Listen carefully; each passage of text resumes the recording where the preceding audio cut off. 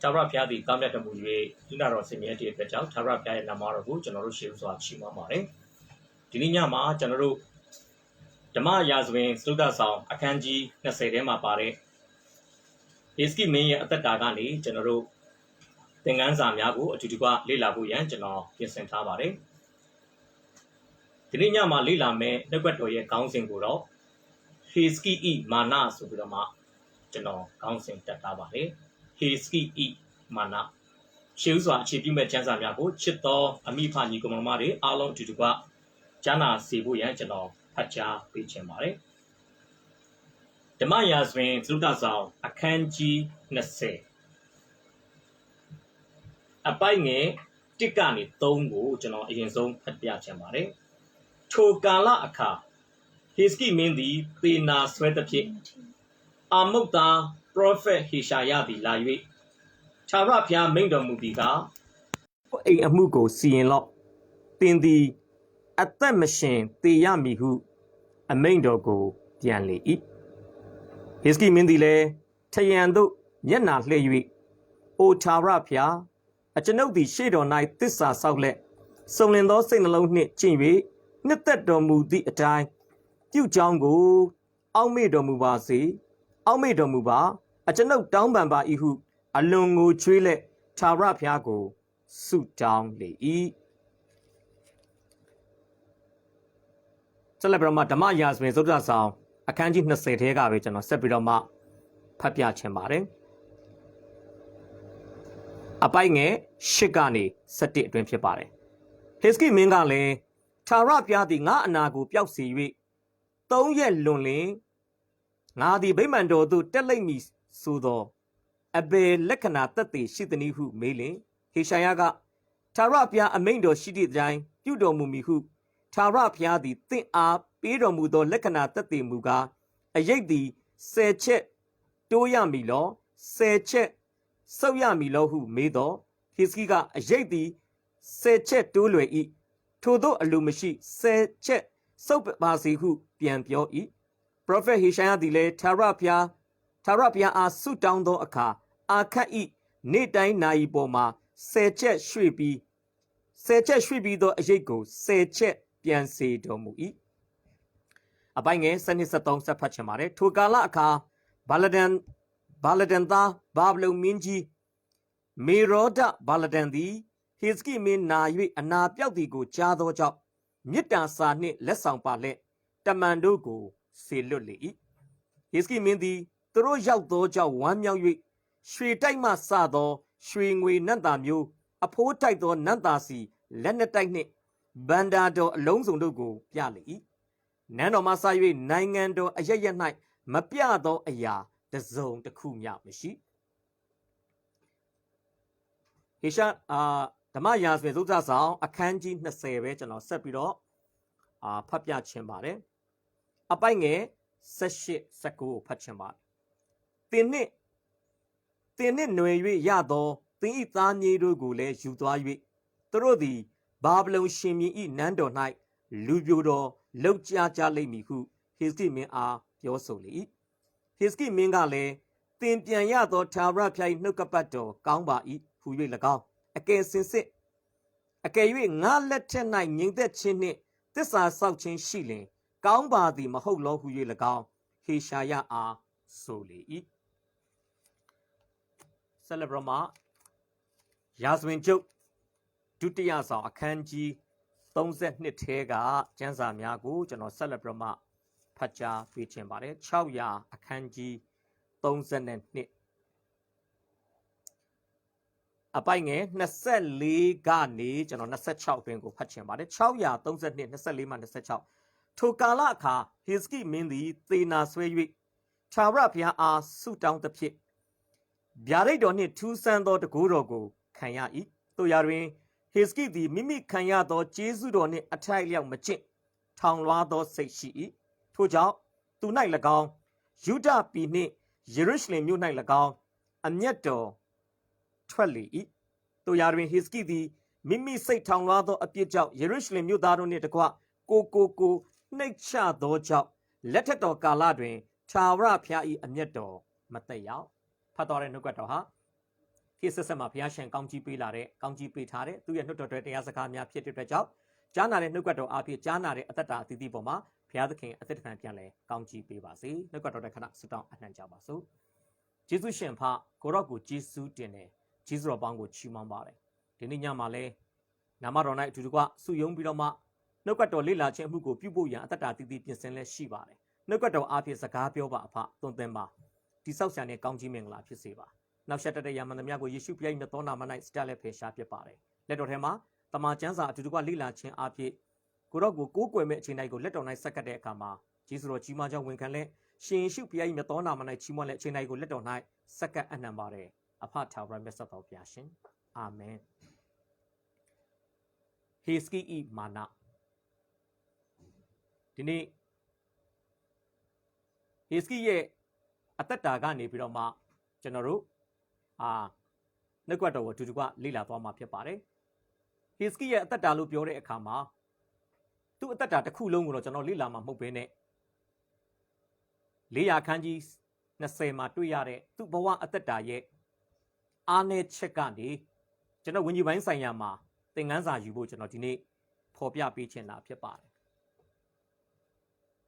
ကျမ်းစာထဲမှာလူပုဂ္ဂိုလ်မြောက်များစွာရဲ့အားနည်းချက်တွေကိုတမန်ကျမ်းစာကမှတ်တမ်းတင်ထားတာဖြစ်ပါတယ်လောကမှာတော့လူတွေကအထူးသဖြင့်နာရေးကိစ္စတွေမှာဆိုဘာလို့တက်လဲနော်တည်ဆုံးသွားတဲ့သူရဲ့အားသာချက်တွေကိုပဲပြောပြီးတော့မှချီးမွမ်းခံထုတ်လေထုတ်ထားရှိတာဖြစ်ပါတယ်ဒါလူရဲ့သဘောတဘာဝဘလောက်ဆိုခဲ့ဘလောက်မိုက်ခဲ့နော်သူ့မှာရှိတဲ့ကောင်းကွက်များကိုသာရွေးထုတ်ပြီးတော့မှသူ့ရဲ့နာရေးအစီအစဉ်မှာထုတ်ဖော်ပြောကြားလေးရှိတယ်ကျမ်းစာကတော့အဲ့လိုမဟုတ်ဘူးကျမ်းစာကတော့နော်ဒါဝိဒ်သူမယားပြစ်မှားရင်လည်းမှတ်တမ်းတင်ထားလိုက်တာပဲအာဗြဟံဇနီးသည်ကိုနှမလို့လိန်တာကိုလည်းတမန်ကျမ်းစာကမှတ်တမ်းတင်ထားတာပဲယောရှုဘုရားသခင်ကိုမတိုင်မမေးမြန်းပဲနဲ့နော်ဒီဂိဗောင်လူတွေရဲ့လှည့်စားထားတဲ့အရာကိုလက်သင့်ခံပြီးတော့မှသူတို့ယူလာတဲ့အစားအသောက်တွေကိုဟာလာကျိန်ဆိုပြီးစားတောက်တဲ့ကိစ္စကျမ်းစာကမှတ်တမ်းတင်တာပဲပေတရုကျက်နှစ်ကြိမ်မတုံခင်3ကြိမ်အရှင်ယေရှုကိုညှင်းပယ်တဲ့အကြောင်းကိုလည်းကျမ်းစာကမှတ်တမ်းတင်တာပဲတမန်ကျမ်းစာကတော့အာသာချက်လည်းမှတ်တမ်းတင်တယ်အားနည်းချက်လည်းမှတ်တမ်းတင်တယ်အာသာချက်ကိုဘာအတွက်မှတ်တမ်းတင်လဲအာသာချက်အတိုင်းပုံသက်တွေယူဖို့အားနည်းချက်တွေကိုဘာလို့မှတ်တမ်းတင်လဲအဲ့ဒီအားနည်းချက်တွေကိုသင်ခန်းစာယူပြီးအသက်တာမှာရှောင်ကျင်ပြီးတော့မှကျင်လည်သွားလာဖို့ဖြစ်ပါတယ်ဒါကြောင့်မလို့ကောရိန္သုဩဝါဒစာအခန်းကြီး10မှာတမန်တော်ရှင်ပေါလုကကောရိန္သုမြို့၌ရှိတဲ့အသင်းတော်ကိုစာရေးသားတဲ့အခါမှာသူဘလို့ဖော်ပြထားလဲဒီဣသေလလူမျိုးတွေရဲ့ဒီနှစ်40ခရီးစဉ်မှာဖြစ်ပျက်ခဲ့တဲ့အဖြစ်အပျက်တွေကိုတမန်ကျမ်းစာကဟာလာမှတ်တမ်းတင်ထားတဲ့အကြောင်းကိုရှင်ပေါလုကဖော်ပြတာဖြစ်ပါတယ်ဒီကောအခန်းကြီး10အပိုင်းငယ်17မှာထိုအကြောင်းအရာရှိသမျှတို့သည်ပုံသက်သေဖြစ်အံ့သောငါထိုသူတို့၌ရောက်ကြ၏ကက္ကာလအဆုံးတွင်ဖြစ်သောငါတို့ကိုဆုံးမစရာဖို့ကျမ်းစာ၌ရေးထားလဲရှိသည်လို့ပြောပါတယ်အဲ့မှာဆိုရင်ဘာအဖြစ်အပျက်တွေမှတ်တမ်းတင်ထားလဲတိကော10အပိုင်းငယ်6ကနေစပြီးကြည့်ထိုသူတို့သည်ဣသေလလူမျိုးတွေကိုယဉ်ညွန်းတာဖြစ်ပါတယ်မကောင်းသောအရာတို့ကိုတတ်မဲ့တကယ်သို့ငါတို့သည်မတတ်မဲ့စေခြင်းကဣသေလလူမျိုးတွေတတ်မဲ့တယ်လို့ငါတို့မတတ်မဲ့ဘူးနောက်ဘာဆက်ပြောလဲအပိုင်းငယ်8မှာထိုသူအချို့တို့သည်ရုပ်ထုကိုကိုးကွယ်တကယ်သို့မကိုးကွယ်ကြနှင့်အမှလည်းကိုးကွယ်တကယ်သို့မကိုးကွယ်ကြနှင့်နောက်အပိုင်းငယ်8မှာပဲဆက်ပြောတယ်ထိုသူအချို့တို့သည်မတရားသောမေထုံအမှုကိုပြု၍တနေ့ချင်းတွင်လူ2300လဲ၍သေတကဲ့သို့မပြုဘဲအဲ့မှာလဲလဲ၍သေတကဲ့သို့မပြုဘဲအပိုင်းငယ်9ထိုသူအချို့တို့သည်စုံစမ်းနှောက်ယှက်ခြင်းကိုပြု၍မွေဖြစ်ပျက်စီးတကဲ့သို့ငါတို့သည်မပြုအဲ့မှာလဲမွေဖြစ်ပျက်စီးတကဲ့သို့ငါတို့သည်မပြုအပိုင်းငယ်10မှာထိုသူအချို့တို့သည်ညီတန်းချင်းကိုပြု၍ပျက်စီးတတ်သောသူဤလက်ဖြင့်ပျက်စီးတကဲ့သို့မဟုတ်ညီတန်းချင်းကိုမပြုကြနှင့်အမှဣသေလလူမျိုးတွေရဲ့အနှုတ်သဘောဆောင်တဲ့အရာတွေကိုကျမ်းစာကဖော်ပြပြီးသူတို့ကဲ့သို့မဖြစ်စေနဲ့သူတို့ကဲ့သို့မပြုပါနဲ့ဆိုပြီးတော့မှချိန်ဖန်များစွာဂတိပေးဖော်ပြထားတာဖြစ်ပါတယ်ဟုတ်ပြီဒီနေ့ကျွန်တော်လေ့လာမယ်ဟေစကိရဲ့အားနည်းချက်ဆိုတဲ့အရာပေါ့နော်ဟေစကိမာနကြီးတယ်ဟ Hiski ရဲ့မာနအတိုင်းကျွန်တော်ကမာနလိုက်ကြည့်ဖို့ဒီနေ့ကျမ်းစာကိုကျွန်တော်သင်ကြားပေးချင်တာမဟုတ်ဘဲနဲ့ Hiski မာနကြီးတဲ့အဖြစ်ဖြစ်ကနေသူ့လိုကျွန်တော်တို့မဖြစ်ဖို့နော်မာနကြီးခြင်းရဲ့လက္ခဏာတွေကဘာလဲဆိုတာကိုသူ့အဖြစ်ဖြစ်ကနေကျွန်တော်တို့သင်ယူပြီးတော့မှနေ့စဉ်အသက်တာမှာရှောင်ရှားဖို့ကျွန်တော်အဓိကရည်ရွယ်ချက်နဲ့ဖော်ပြပေးချင်တာဖြစ်ပါတယ်ဒါကတော့တမန်ကျမ်းစာထဲမှာ Hiski ကိုကျွန်တော်တို့အသင်းတော်ရဲ့ Morning Devotion အစီအစဉ်မှာလဲကျွန်တော် Hiski ရဲ့အာသာချက်လေးကိုကျွန်တော်ပြီးခဲ့တဲ့2ရက်နေ့ကကျွန်တော်ဝေငှခဲ့ပြီးသားဖြစ်ပါတယ်။ Hiski ရဲ့အာသာချက်ကိုတော့တမန်ကျမ်းစာက400အခန်းကြီး18မှာဘလို့မှတ်တမ်းတင်လဲအပိုင်ငယ်9မှာနော်ဣသရေလအမျိုးဤဘုရားသခင်ထာဝရဘုရားကိုထိုမင်းခိုလုံတကယ်သို့သူ့နောက်မှာခိုလုံသောယုဒရှင်ပြန်တယောက်မျှမရှိရှေ့ကာလ၌လည်းမရှိလို့ပြောပါတယ်။ကျမ်းစာဘာပြောလဲဟေစကိလိုမျိုးဖျားကိုခိုလုံတဲ့ဘယင်မျိုးဟာဟေစကိအရှေ့မှာလည်းမရှိဘူးဟေစကိအနောက်မှာလည်းမရှိဘူးလို့ကျမ်းစာကပြောတာဖြစ်ပါတယ်။ဒါသူ့ရဲ့အာသာချက်ဒီနေ့သူ့ရဲ့အားနည်းချက်ကဘာလဲသူမာနကြီးတယ်သူမာနကြီးတယ်ကဲဟေစကိမာနကြီးတဲ့အကြောင်းကိုမသွားခင်မှာကျွန်တော်နံပါတ်1ခေါင်းစဉ်ကိုကျွန်တော်ဘလို့တတ်ထားလဲဆိုရင်အချိန်သက်ဂရစ်အစီအစဉ်ကျွန်တော်ပြန်ပြောမယ်အချိန်သက်ဂရစ်အစီအစဉ် chronological order အချိန်သက်ဂရစ်အစီအစဉ်အဲ့ဒါလေးကိုကျွန်တော်တို့အတူတကွကြည့်ဖို့ဖြစ်ပါတယ်ဘာလို့လဲဆိုတော့တမန်ကျမ်းစာထဲမှာ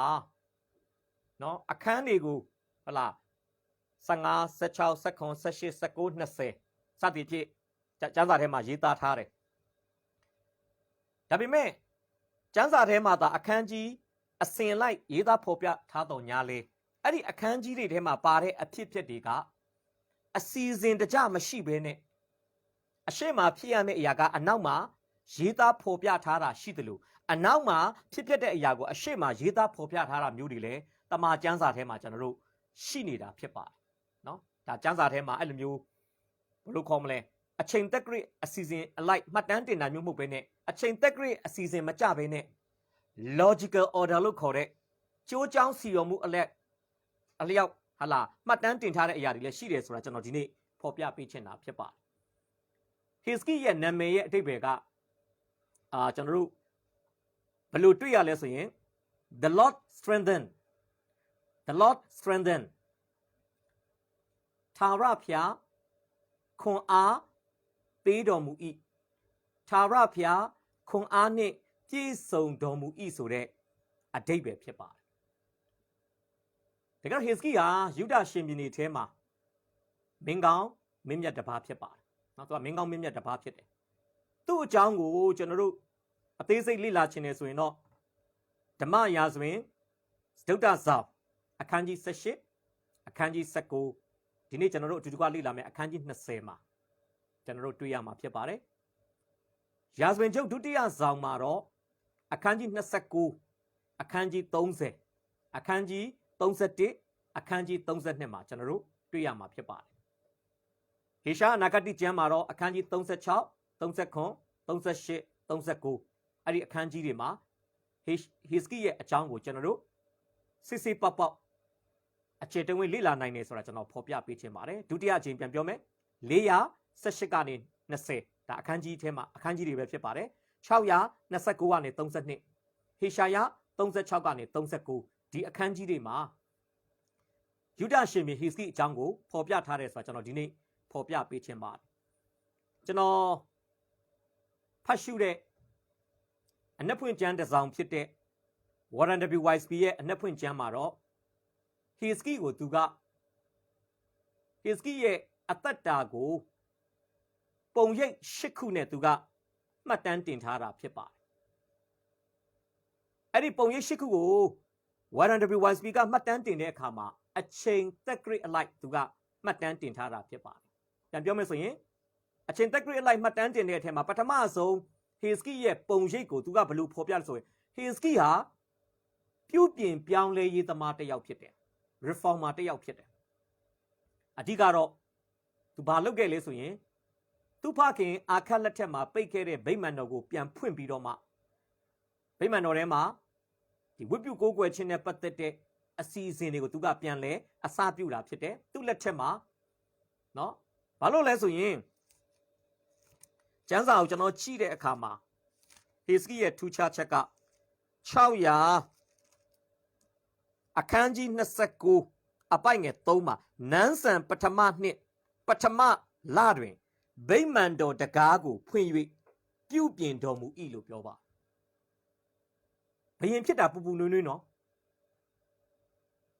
နန်းဆန်ပထမနှစ်ပထမလမှာဟေစကိဘာလုပ်လဲဗိမာန်သူ့အဖေအခက်လက်ထက်မှာပိတ်ထားခဲ့တဲ့အချိန်ကြာမြင့်စွာပိတ်ထားခဲ့တဲ့ဗိမာန်တော်ကိုပြန်ဖွင့်ပြီးတော့ဒီပူဇော်တဲ့ကိစ္စတွေမှာအစနော်ရွှေမီးကုံမှာမီးထွန်းတဲ့ကိစ္စတွေအားလုံးသူပြန်ပြီးအစပြုတာတွေ့ရတယ်ဘာလို့လဲဆိုရင်ဒီမှာအပိုက်ငယ်629ပိုက်ငယ်6အဆုံးပိုင်းမှာတမန်ကျမ်းစာဘယ်လိုဖော်ပြလဲငါတို့အဖများသည်ပြစ်မှား၍ငါတို့၏ဘုရားသခင်ထာဝရဘုရားရှေ့တော်၌ဒုစရိုက်ကိုပြုကြပြီးထာဝရဘုရားကိုစွန့်ပြေး၍ကျင့်ဝတ်တော်မူရာအရမမျက်နာလွှဲလက်ကြောခိုင်းကြပြီတကားဗိမာန်တော်ဦးတကားတို့ကိုပိတ်လက်မိခွက်တို့ကိုတတ်လက်တန်ရှင်းရာဌာန၌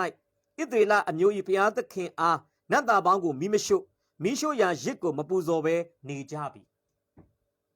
သူ့အရှိကယူဒဘုရင်တွေလုပ်ခဲ့တဲ့အရာကိုသူကပြန်ပြီးဖော်ပြနေတာဖြစ်ပါတယ်သူ့လက်ထက်မှာတော့အနီးဆက်ဆုံးသူ့ဖခင်လက်ထက်မှာပိတ်ခဲ့တဲ့ဗိမာန်တော်ကိုပြန်ဖွင့်ပြီးဗိမာန်တော်ထဲမှာရှိတဲ့အမိုက်သရိုက်တွေကိုယေဘရဟိတ်တွေလီဝိတွေရဲ့လှုပ်အားနဲ့ရှင်းလင်းပြီးတော့မှဝိပုကိုးကွယ်ခြင်းအမှုတွေကိုဟေစီကပြန်လည်အစပြုပြီးတော့ပထမလမှာတော့လူမစုံတဲ့အတွက်ကြောင့်ပတ္တခါပွဲကိုမကျင်းပနိုင်ပေမဲ့ဒုတိယလမှာတကယ်ထုံးစံအရာတော့ပတ္တခါပွဲကလတလရဲ့လရဲ့ပထမနှစ်တစ်နှစ်ရဲ့ပထမလရဲ့14ရက်နေ့မှာလောက်ရတာဒါပေမဲ့လူမစုံတဲ့အတွက်ကြောင့်ဟေစကိကဘာလုပ်ခဲ့ရလဲဆိုရင်630မှာအပိုက်ငယ်2မှာဒုတိယလတွင်ပတ္တခါပွဲကိုခံချင်းကရှင်ပြင်းသည်တိုင်ပင်၍လို့ပြောတယ်နောက်အပိုက်ငယ်3မှာပြည်သူပြည်သားတို့သည်ယေရုရှလင်မြို့၌မစည်းဝေးသောကြောင့်လွန်ခဲ့သောလ၌ထိုပွဲကိုမခံနိုင်ကြကျမ်းစာရဲ့သတ်မှတ်ချက်ကတော့ပထမလ14ရက်နေ့မှာပတ္တခါပွဲကိုခံရမှာဖြစ်ပေမဲ့လူမစုံနိုင်ခဲ့တဲ့အတွက်ကြောင့်ဒုတိယလ14ရက်နေ့မှာသူတို့ပတ္တခါပွဲကိုခံတယ်ဆိုတဲ့အကြောင်းကိုကျမ်းစာကဖော်ပြတာဖြစ်ပါတယ်ဒါကြောင့်ကျွန်တော်ပြန်ပြမယ်ဟေစကိသည်ပြုပြင်ပြောင်းလဲရေးသမားတစ်ယောက်ဖြစ်တယ်အဲ့ပြုပြင်ပြောင်းလဲရေးအကြောင်းကို400အခန်းကြီး18အပိုက်ငယ်4 600အခန်းကြီး29အပိုက်ငယ်3ကနေ31 sorry 600အခန်းကြီး29အပိုက်ငယ်3ကနေ600အခန်းကြီး31အပိုက်ငယ်32အတွင်းမှာမိတ်ဆွေတွေ့နိုင်တယ်ဆိုတာကျွန်တော်ဖော်ပြပေးခြင်းပါတယ်နောက်ဟေစကိကဘာဖြစ်သေးလဲဆိုရင်စေဆက်ညှိနှိုင်းရေးသမား negotiator တယောက်ဖြစ်တယ်400အခန်းကြီး18အပိုက်ငယ်9ကနေ16မှာအဲ့ဒါကိုကျွန်တော်တို့တွေ့ရမှာဖြစ်ပါတယ်ဘာလို့လဲဆိုရင်သူနန်းဆန်14နှစ်မှာဟေစကိမင်းကြီးနန်းဆန်14နှစ်မှာဘာကိစ္စနဲ့ကြုံကြိုက်ရလဲဆိုရင်အာရှုရိရှင်ဘုရင်ရဲ့နေချက်ကျူးကျော်မှုနဲ့သူကရင်ဆိုင်တွေ့ကြုံရတာဖြစ်ပါတယ်အဲ့ဒါက400အခန်းကြီး18အပိုက်ငယ်73မှာဟေစကိမင်းကြီးနန်းဆန်14နှစ်တွင်အာရှုရိရှင်ဘုရင်တနာခရိတ်သည်ယူဒပြည်၌ခံခန့်သောမြို့ရှိသမျှတို့ကိုစစ်ချီ၍လုပ်ကြံလေ၏14ယူဒရှင်ဘုရင်ဟေစကိသည်အာရှုရိရှင်ဘုရင်ရှိရာလာခိရှမြို့သို့ဆေလွတ်၍အကျွန်ုပ်မှားပါပြီပြန်သွားတော်မူပါကိုတော်တင်သမျှကိုထမ်းပါမည်ဟုရှောက်စေသောအာရှုရိရှင်ဘုရင်သည်ယူဒရှင်ဘုရင်ဟေစကိ၌ငွေအခွက်3000ရွှေအခွက်300ကိုတောင်း၏ဟေစကိသည်ဗိမာန်တော်၌၎င်းနန်းတော်ဗန္ဒာတိုက်၌၎င်းတွေ့သမျှသောငွေကိုပေး၏ဗိမာန်တော်တကားတစားများကိုယ်တိုင်အရင်မွမ်းမံသောတစားများကိုလည်းချွတ်၍အာရှုရိရှင်ဘုရင်အားပေးလေ၏ဘာလို့လဲဆိုရင်ကျွန်တော်တို့ဒီ400အခန်းကြီး18အပိုက်ငယ်9မှာထာဝရဘုရားသည်သူနှင့်အတူရှိတော်မူသဖြင့်သူသည်ပြုလေရာရာ၌အောင်တတ်၏အာရှုရိရှင်ဘုရင်၏ကျွန်မခံပုန်ကန်လေ၏ပထမပိုင်းမှာဟေစကိကအာရှုရိရှင်ဘုရင်ကိုပုန်ကန်တယ်နောက်ပိုင်းအာရှုရိရှင်ဘုရင်ကဣသရေလတိုင်းပြည်ကိုသိမ်းပိုက်ပြီးတဲ့ကာလယူဒနိုင်ငံကိုကျူးကျော်မှုပြုလာတဲ့အခါမှာသူဘာလုပ်ရလဲဆိုရင်အာရှုရိရှင်ဘုရင်နဲ့စိတ်ဆက်ညှိနှိုင်းရတာဖြစ်ပါတယ် စစ်မီးသည်နေဆက်မှသည်မြို့တော်ယေရုရှလင်အထိမကူးဆက်လာဖို့ရန်အတွက်ဟေစကိဟာဘာလုပ်ရလဲစိစက်ညှိနှိုင်းခဲ့ရတယ်ဒါကြောင့်ဟေစကိသည်ပြုပြင်ပြောင်းလဲရေးသမားတစ်ယောက်ဖြစ်ုံတမကစိစက်ညှိနှိုင်းရေးသမားတစ်ယောက်လည်းဖြစ်ပါတယ်နောက်တစ်ခုကဟေစကိဟာဘယ်လိုလူလဲဆိုရင်ဝေဒနာခံစားရတဲ့သူ400ခန်းကြီး20အပိုင်ငယ်1ကနေ17ဒီနေ့ကျွန်တော်အခြေတဝင်းလေ့လာမယ့်အရာဖြစ်ပါတယ်632 24ကနေ26ပြီးဟေရှာယ38 1ကနေ8မှာဟေစကိသေနာဆွဲတဲ့အကြောင်းကိုတမန်ကျမ်းစာကဖော်ပြထားတာဖြစ်ပါတယ်ပြုပြင်ပြောင်းလဲရေးသမားလည်းဟုတ်တယ်စိစက်ညှိနှိုင်းရေးသမားလည်းဟုတ်တယ်ယောဂဝေဒနာကျမ်းစာဘယ်တော့မှတ်တမ်းတင်လဲသေနာဆွဲတယ်ယောဂဝေဒနာပြင်းထန်စွာခံစားခဲ့ရတဲ့သူဖြစ်တယ်ကဲ၄ချက်တစ်ချက်ဟေစကိရဲ့နောက်ထပ်စတုတ္ထမြောက်ပုံရိပ်ကပါလေဟေစကိဟာတချင်းဆိုတဲ့သူတယောက်ဖြစ်တယ်ဆိုတာကျမ်းစာမှာမှတ်တမ်းတင်တယ်ချီးမွမ်းတဲ့သူတချင်းဆိုတဲ့သူဟေရှာယ38 9ကနေ22အထူးသဖြင့်တော့သူအနာရောဂါငြိမ်းပြီးတဲ့နောက်ပိုင်းမှာတချင်းဆိုတာဖြစ်ပါတယ်အဲ့ဒါကဟေရှာယ38အပိုင်ငယ်6ကနေ22အတွင်းမှာသူ့ရဲ့ချီးမွမ်းခြင်းအကြောင်းကိုတမန်ကျမ်းစာကအခြေတဝင့်မှတ်တမ်းတင်ထားတာဖြစ်ပါတယ်အဲ့ဒီအချက်လေးကိုကျွန်တော်တစ်ချက်လောက်ချက်တော်ညီကောင်မောင်နှမတွေကြားနိုင်အောင်ကျွန်တော်ဖတ်ကြားပေးချင်ပါတယ်ဟေရှာယ38လိုအပ်တဲ့အပိုင်းလေးပဲကျွန်တော်ဖော်ပြပေးချင်ပါတယ်အထူးသဖြင့်အပိုင်ငယ်18လောက်ကနေကျွန်တော်စဖတ်ပြမယ်ဟေရှာယ38 18လောက်ကနေအကယ်စင်စစ်မရဏနိုင်ငံသည်ဂုံတော်ကိုမချီးမွမ်းရပါသေနေသောသူသည်ဂုံတော်ကိုထောပနာတခြင်းမဆူရပါတွင်ထဲသို့ဆင်းသောသူသည်သစ္စာတော်ကိုမမျှော်လင့်ရပါအသက်ရှင်သောသူသာလျှင်ယနေ့အကျွန်ုပ်ပြုတကယ်သို့ဂုံတော်ကိုချီးမွမ်းရပါလိမ့်မည်အဘသည်သားတို့အားသစ္စာတော်ကိုဖော်ပြရပါလိမ့်မည်ထာဝရဘုရားသည်ငါ့ကိုကယ်တင်တော်မူပြီထို့ကြောင့်ငါတို့သည်တစ်သက်လုံးဗိမာန်တော်၌စောင်းတီး၍တခြင်းဆိုကြလိမ့်တည်းဟာလေလုယာဒါဟေစကိရဲ့ချီးမွမ်းတခြင်းဖြစ်ပါတယ်ဟေစကိရဲ့ချီးမွမ်းတခြင်းနောက် prophet ဟေရှာယအားဖြင့်သူနောက်ထပ်အသက်15နှစ်ရှင်ခွင့်ရပြီဆိုတဲ့သတင်းစကားကိုကြားတဲ့အခါမှာသူဘာလုပ်လဲဆိုရင်ဖယားသခင်ကိုတခြင်းဆိုတာဖြစ်ပါတယ်ဒါကြောင့်ဟေစကိသည်ဝေဒနာခံစားရသူဖြစ်ုံတမကတခြင်းဆိုသူဖြစ်တယ်နောက်ပြင်စမမြောက်ဟေစကိရဲ့ပြင်စမမြောက်ပုံရိပ်ကတော့ဟေစကိဟာဝါကြွားတဲ့သူကြွားတတ်တယ်ဖယားပြုတဲ့ကောင်းကြီးတွေအားဖြင့်ဖယားသခင်ကိုကျေးဇူးတင်ပြီးကျေးဇူးတော်ချီးမွမ်းမယ်အစားအဲ့ဒီပုံမှာသူကောလန်ထောင်းတယ်ဝင့်ကြွားတယ်ဝါကြွားတယ်ထောင်လွှားသောစိတ်ဖြစ်တယ်420စနစ်ကနေ19 632 29ကနေ31ဟေရှာယ39မှာဟေစကိရဲ့ဝါကြွားတတ်တဲ့သဘောတဘာဝကိုကျွန်တော်တွေ့ရမှာဖြစ်ပါတယ်ကဲ6ချက်တစ်ချက်မှာဟေစကိဟာ commander စစ်ဗိုလ်ချုပ်ကြီးတယောက်လည်းဖြစ်တယ်အဲ့ဒါက418 19ကနေ39 632 1ကနေ19ဟေရှာယ36မှာဟေစကိဟာစစ်ဗိုလ်ချုပ်ကြီးတယောက်လည်းဖြစ်တယ်သူကဘရင်တယောက်ဖြစ်ုံတော့မကစစ်ရေးစစ်ရာမှာလည်းကျွမ်းကျင်ပိုင်နိုင်တဲ့ယူဒစစ်တပ်ကိုဥဆောင်ပြီးကုတ်ကဲပြီးတော့မှစစ်ရေးစစ်ရာမှာဟာလာကျွမ်းကျင်တဲ့ပုဂ္ဂိုလ်တယောက်ဖြစ်တယ်ဆိုတာကျွန်တော်တို့တွေ့ရမှာဖြစ်ပါတယ်နောက်ခုမြောက်ဟေစကိရဲ့ပုံရိပ်ကတော့ဂျားဝင်ဆောင်ရွက်ပေးသူ intercessor ဂျားဝင်ပြီးတော့မှဆုတောင်းတဲ့သူပေါ့နော်ဣသေလလူမျိုးပေါ်မှာတက်ရောက်လာမဲ့ဘေးအန္တရာယ်အတွက်ဣသေလလူမျိုးနဲ့ဘုရားသခင်ဂျားမှာသူကမတ်တရက်ပြီးတော့ဆုတောင်းပေးတဲ့လူတစ်ယောက်ဖြစ်တယ်နော်ဂျားဝင်ဆောင်ရွက်တဲ့သူနော်400ခန်းကြီး19ပိုက်ငယ်14ကနေ19 632 20ဟေရှာယ30ကို14 20မှာ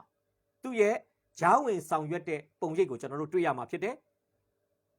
ရှစ်ချက်မြောက်နဲ့နောက်ဆုံးတစ်ချက်ကတော့ဟေစကိဟာအောင်နိုင်သူတစ်ယောက်လည်းဖြစ်ပါတယ်ဟာလေလုယာ419 20ကနေ39 632 20ကနေ22ဟေရှာယ39 12ကနေ38အတွင်းမှာယေရုရှလင်မြို့ကိုလာဝိုင်းတဲ့အာရှုရိစစ်တပ်ပေါ်မှာဖျားမဆာမှုနဲ့သူအောင်ပွဲခံခဲ့တဲ့အဖြစ်အပျက်ကိုတမန်ကျမ်းစာကအကျေတဝင့်ဖော်ပြထားတာဖြစ်ပါတယ်။ကဲဒါကတော့ကျွန်တော် history အကြောင်းကိုလေ့လာတဲ့အခါမှာမဖြစ်မနေသိသိသိတိုက်တဲ့ history ရဲ့အထုပ်ဖတ်တိကိုတမန်ကျမ်းစာကမှတ်တမ်းတင်ထားတဲ့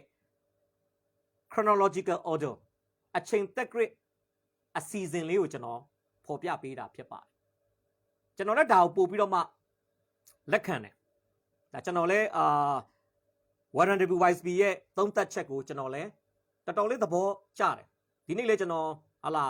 တမိုင်းနောက်ခံအကြောင်းအရာတွေကိုတော်တော်လေးပြန်ဖတ်တယ်နည်းနည်းလေးကျွန်တော်ရှင်းပြမယ် Hiski ကအသက်25နှစ်မှာဣသရေလဘုရင်ဖြစ်လာဖြစ်ပါတယ်ပြန်ပြောမယ် Hiski သည်အသက်25နှစ်မှာဣသရေလဘုရင်ဖြစ်လာတာဖြစ်ပါတယ်အာရှုရိရှင်ဘုရင်တနာခရစ်ရဲ့ပထမကျူးကျော်စစ်ဟာ Hiski နန်းဆန်14နှစ်မှာဖြစ်တယ်လို့ပြောတဲ့အတွက်ကြောင့်ဘုရင်ဖြစ်တဲ့အသက်25နှစ်နဲ့ရန်သူလာပြီးကျူးကျော်တဲ့နန်းဆန်14နှစ်ပေါင်းလိုက်မယ်ဆိုရင်အာရှုရိရှင်ဘုရင်တနာခရစ်လာရောက်ကျူးကျော်တဲ့အခါမှာ Hiski မင်းကြီးရဲ့အသက်ဟာ39နှစ်ဖြစ်ပါတယ်39နှစ်ဖြစ်တယ်အဲ့ဒါလူမှတ်ထားစေချင်တယ်ပိဿနောက်တစ်ခုထပ်ပြောမယ် Hiski အနာရောဂါဆွဲတယ်နေရန်ဘက်လှည့်ပြီးတော့မှမျက်ရည်နဲ့တကွဖျားကိုဆူတောင်းတဲ့အခါမှာဖျားသခင်က Prophet Hishaya ကနေတဆင့်ဘာသတင်းကောင်းသူ့ကိုလာပြောပြလေမင်းနောက်ထပ်15နှစ်ကဘာပေါ်မှာအသက်ရှင်ခွင့်ထပ်ရမယ်အဲကြောင့်39နဲ့နောက်ထပ်အသက်အနာရောဂါသေနာဆွဲတဲ့အချိန်ကနေနောက်ထပ်15နှစ်အသက်ရှင်ခွင့်ရတယ်ဆိုတော့39မှာ sorry ဒီ39မှာ15ပေါင်းမယ်ဆိုရင်54နှစ်ဒါသူ့အသက်ကိုကျွန်တော်တွက်ပြတာနောက်အနောက်ကနေအရှိကိုပြန်ပြီးကျွန်တော်ပြောနေတာကအရှိကနေအနောက်သူ့အသက်25ကနေ39ကနေ54အဲ့လိုအသက်ငယ်ရာကနေကြီးသွားတဲ့ပုံစံကိုကျွန်တော်ပြောပြနေတာဖြစ်တယ်နောက်အနောက်ကနေသူ့အသက်ကြီးတဲ့နေရာကနေငယ်တဲ့နေရာကိုကျွန်တော်ပြန်ပြီးတော့မှတွက်ပြခြင်းဒီတမန်ကျမ်းစာနောက်ခံအရာဆိုရင်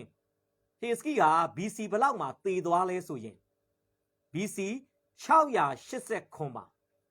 Hiski တည်တာဖြစ်ပါတယ် Hiski က BC 689မှာတည်တယ်အဲ့တည်တဲ့နှစ်မှာပဲ Hiski ရဲ့သားဖြစ်တဲ့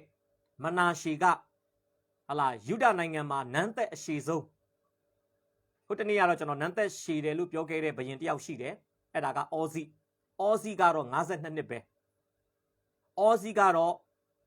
ဒီမနာရှေမတိုင်ခင်အထိတော့နန်းသက်အရှိဆုံးပေါ့ဒါပေမဲ့မနာရှေကတော့55နှစ် Hiski ရဲ့သားတကယ်ဟို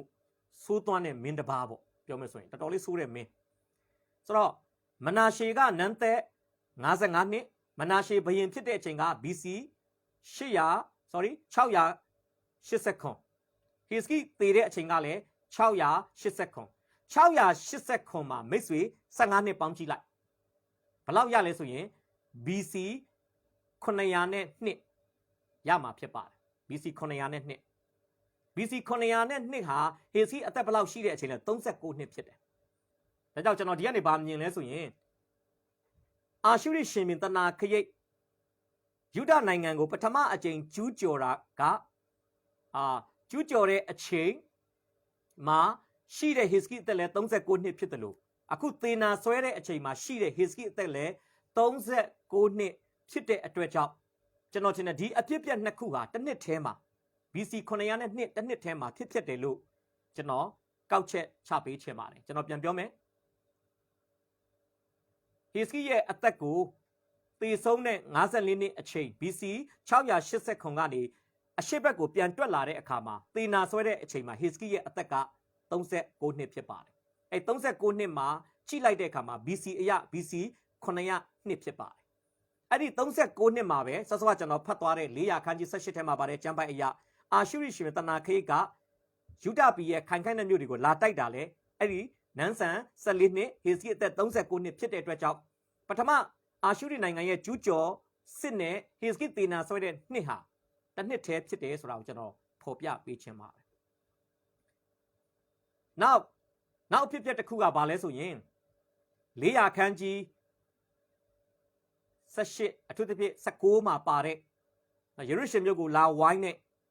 အာရှုရိစစ်သား385,000ကိုကောင်းကင်တမန်ကညဘက်မှာတုတ်တင်လိုက်တဲ့အဖြစ်ဖြစ်ကြတော့ BC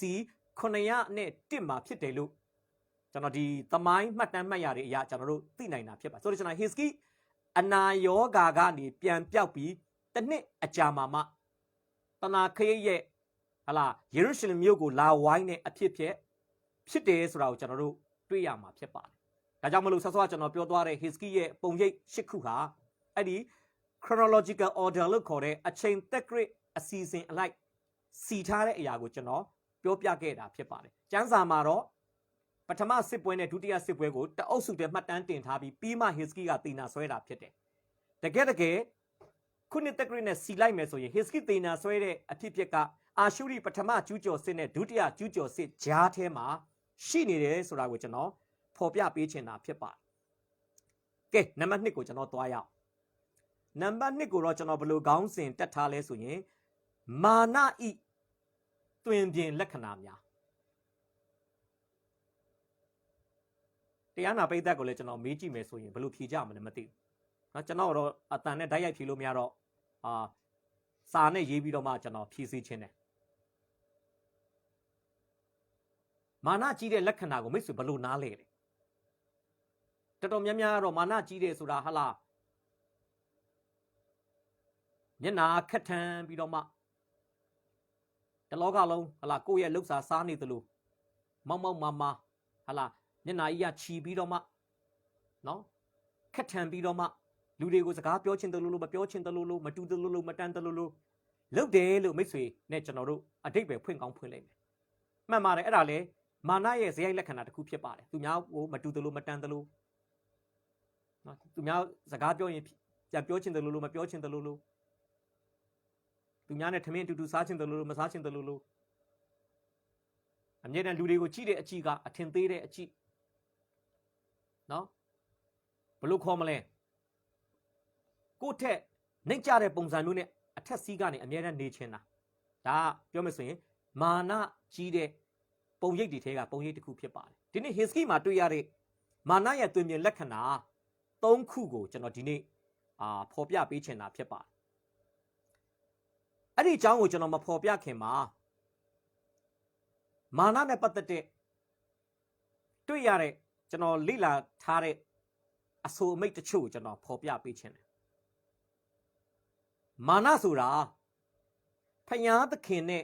သူ့ရဲ့လူတွေဆိုတာယုံကြည်သူတွေကိုပြောတာပါဖယားသားသမီးတွေမာနဆိုတာဖယားသခင်နဲ့ဖယားသခင်ရဲ့သားသမီးဖယားသခင်ရဲ့လူတွေကိုစန့်ကျင်တဲ့စစ်ပွဲမှာစာတန်မာန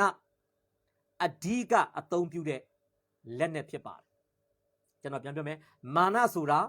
ဖယားသခင်နဲ့ဖယားသားသမီးယုံကြည်သူတွေကိုစန့်ကျင်တိုက်ခိုက်တဲ့စစ်ပွဲမှာ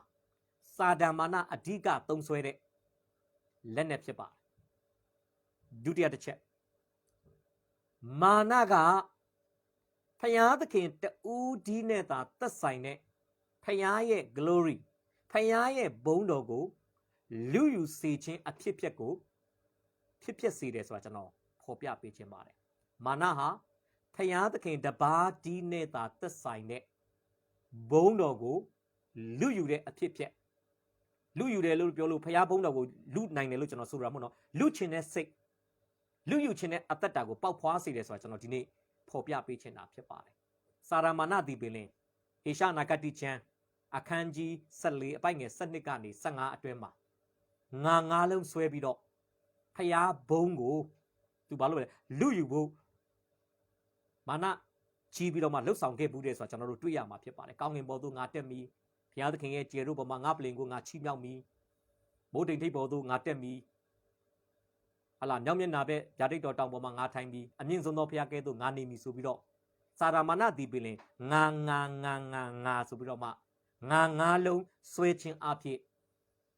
စိတ်ညစ်ခဲ့တယ်မာနကြီးခဲ့တယ်ဆိုတာကျွန်တော်တို့တွေ့ရမှာဖြစ်ပါတယ်ဒီနေ့အဖြစ်သူဒီဖျားဘုံကိုလူယူဖို့အကောင့်တည်းမဖော်ဘူးနော်စိတ်ကူးရင်ခဲ့ဘူးတဲ့စိတ်ထဲမှာတွေးခဲ့ဘူးတဲ့စိတ်အကြံရှိခဲ့ဘူးတဲ့ဒါပေမဲ့ဒီစိတ်အကြံကိုသိတဲ့ဖျားသည်ကောင်းငင်ကနေမြေတိုင်အောင်စာရမာနဖြစ်လာမဲ့လူစီဖာကိုဖျားသခင်ကခုတ်လဲခဲ့တာဖြစ်ပါတယ်နောက်တစ်ခုကမာနကမှားယွင်းသောလုံခြုံမှုကိုခံစားစေပြီးကျွန်တော်ကျမတို့ကိုအပြစ်တို့ဥဆောင်သွားစေနိုင်တဲ့အရာဖြစ်ပါတယ် ကျွန်တော်ပြန်ပြမယ်မာနကမှားယွင်းသောလုံခြုံမှုကိုခံစားစေပြီးအပြစ်သို့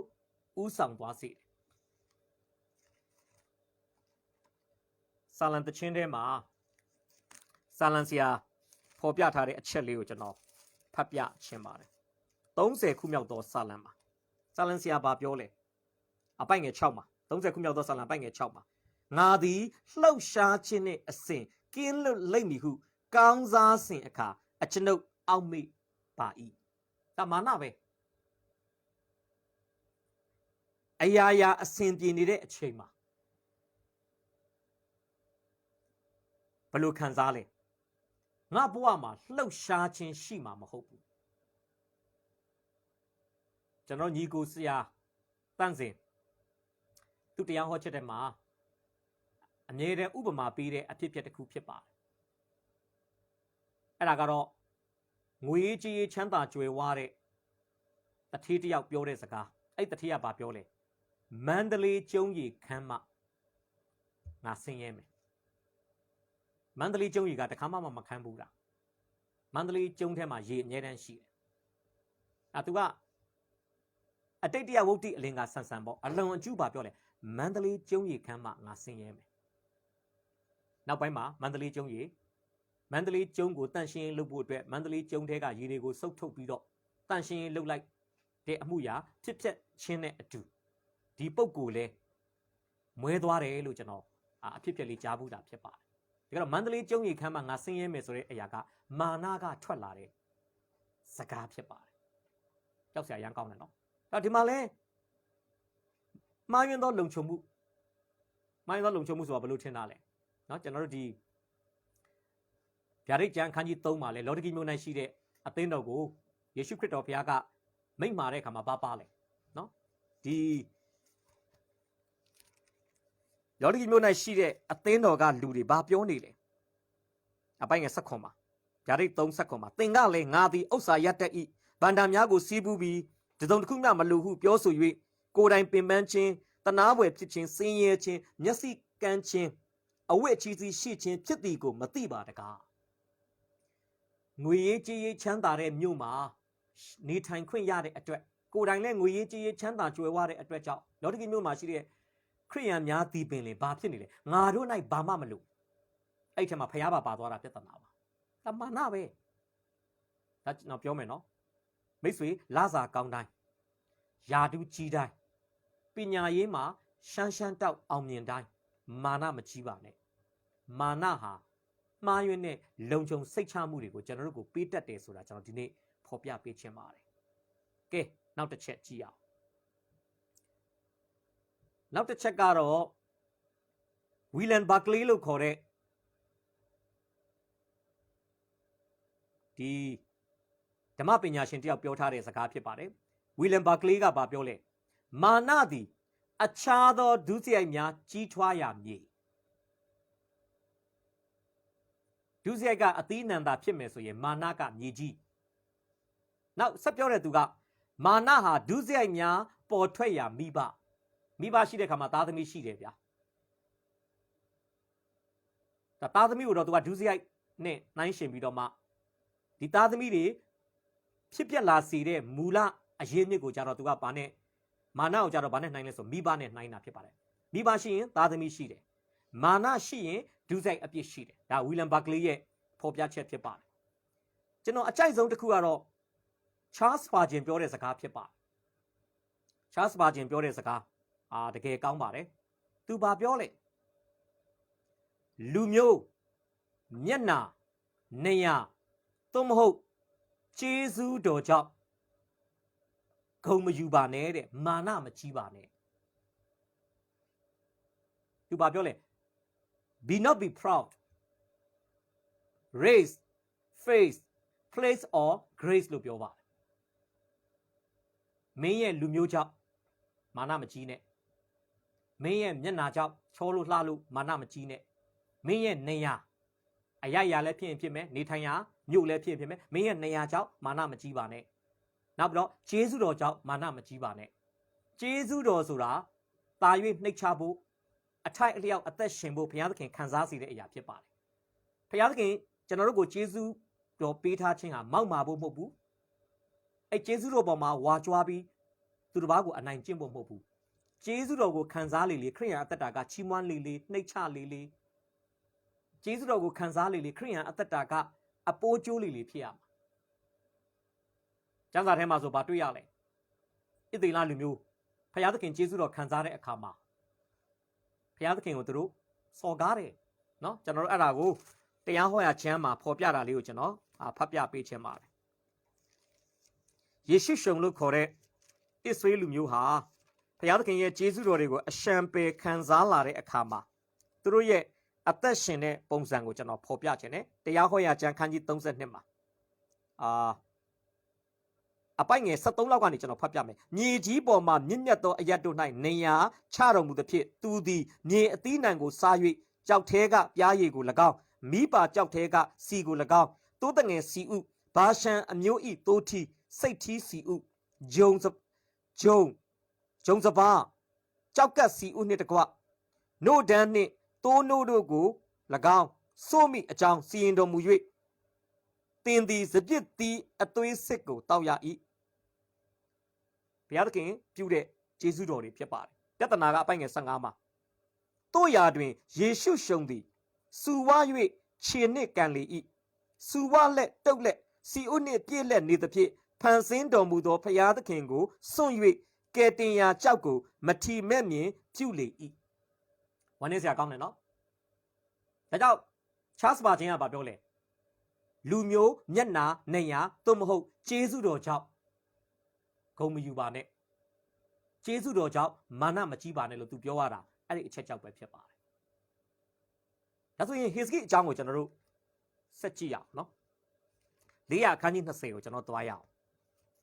400ခန်းကြီး20ကိုကျွန်တော်တို့အတူတူကကြည့်ဖို့ဖြစ်ပါတယ်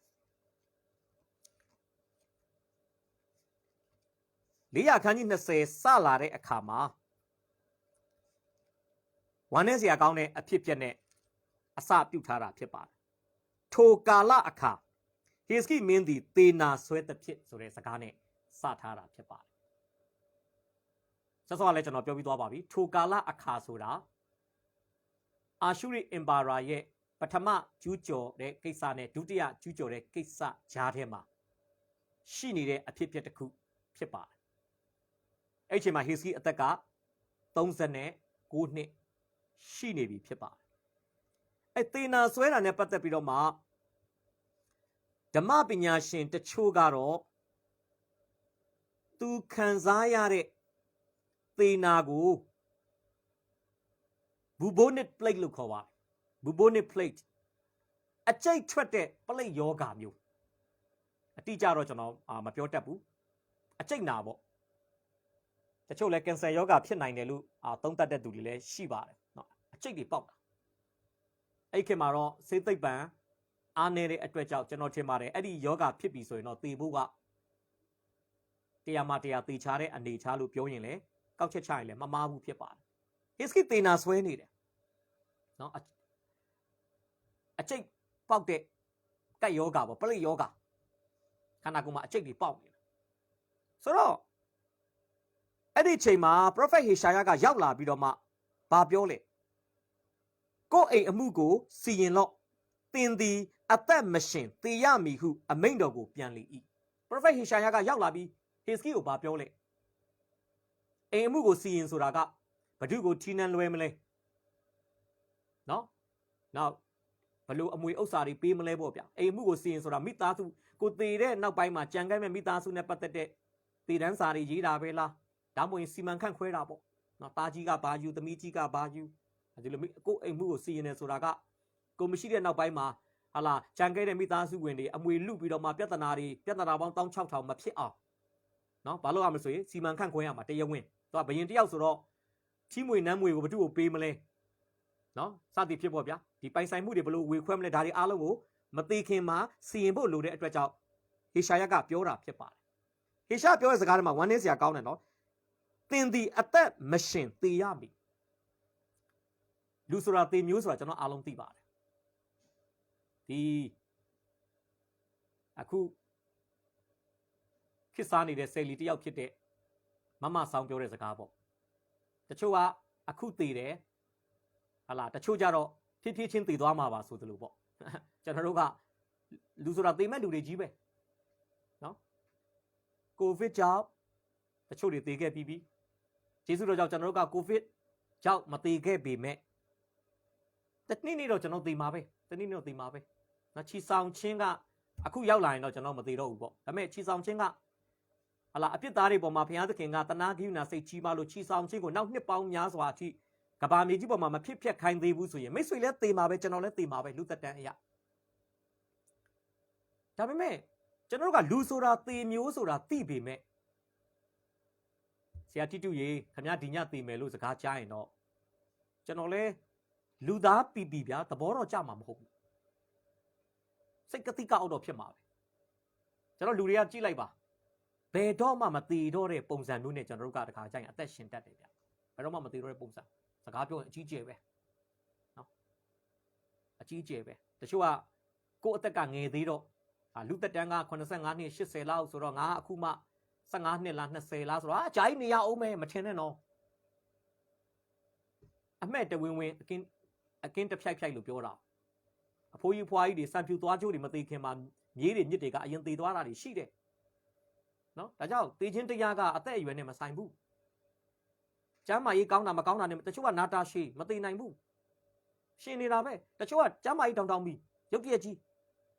ထမင်းစားနေနေထမင်းစပွဲကထတာနဲ့ဝုန်းကနေလဲသွားတယ်အသက်ပါသွားတယ်ဒါမျိုးတွေရှိတယ်အခု Hiski ကိုဘာလာပြောလဲသေရမယ်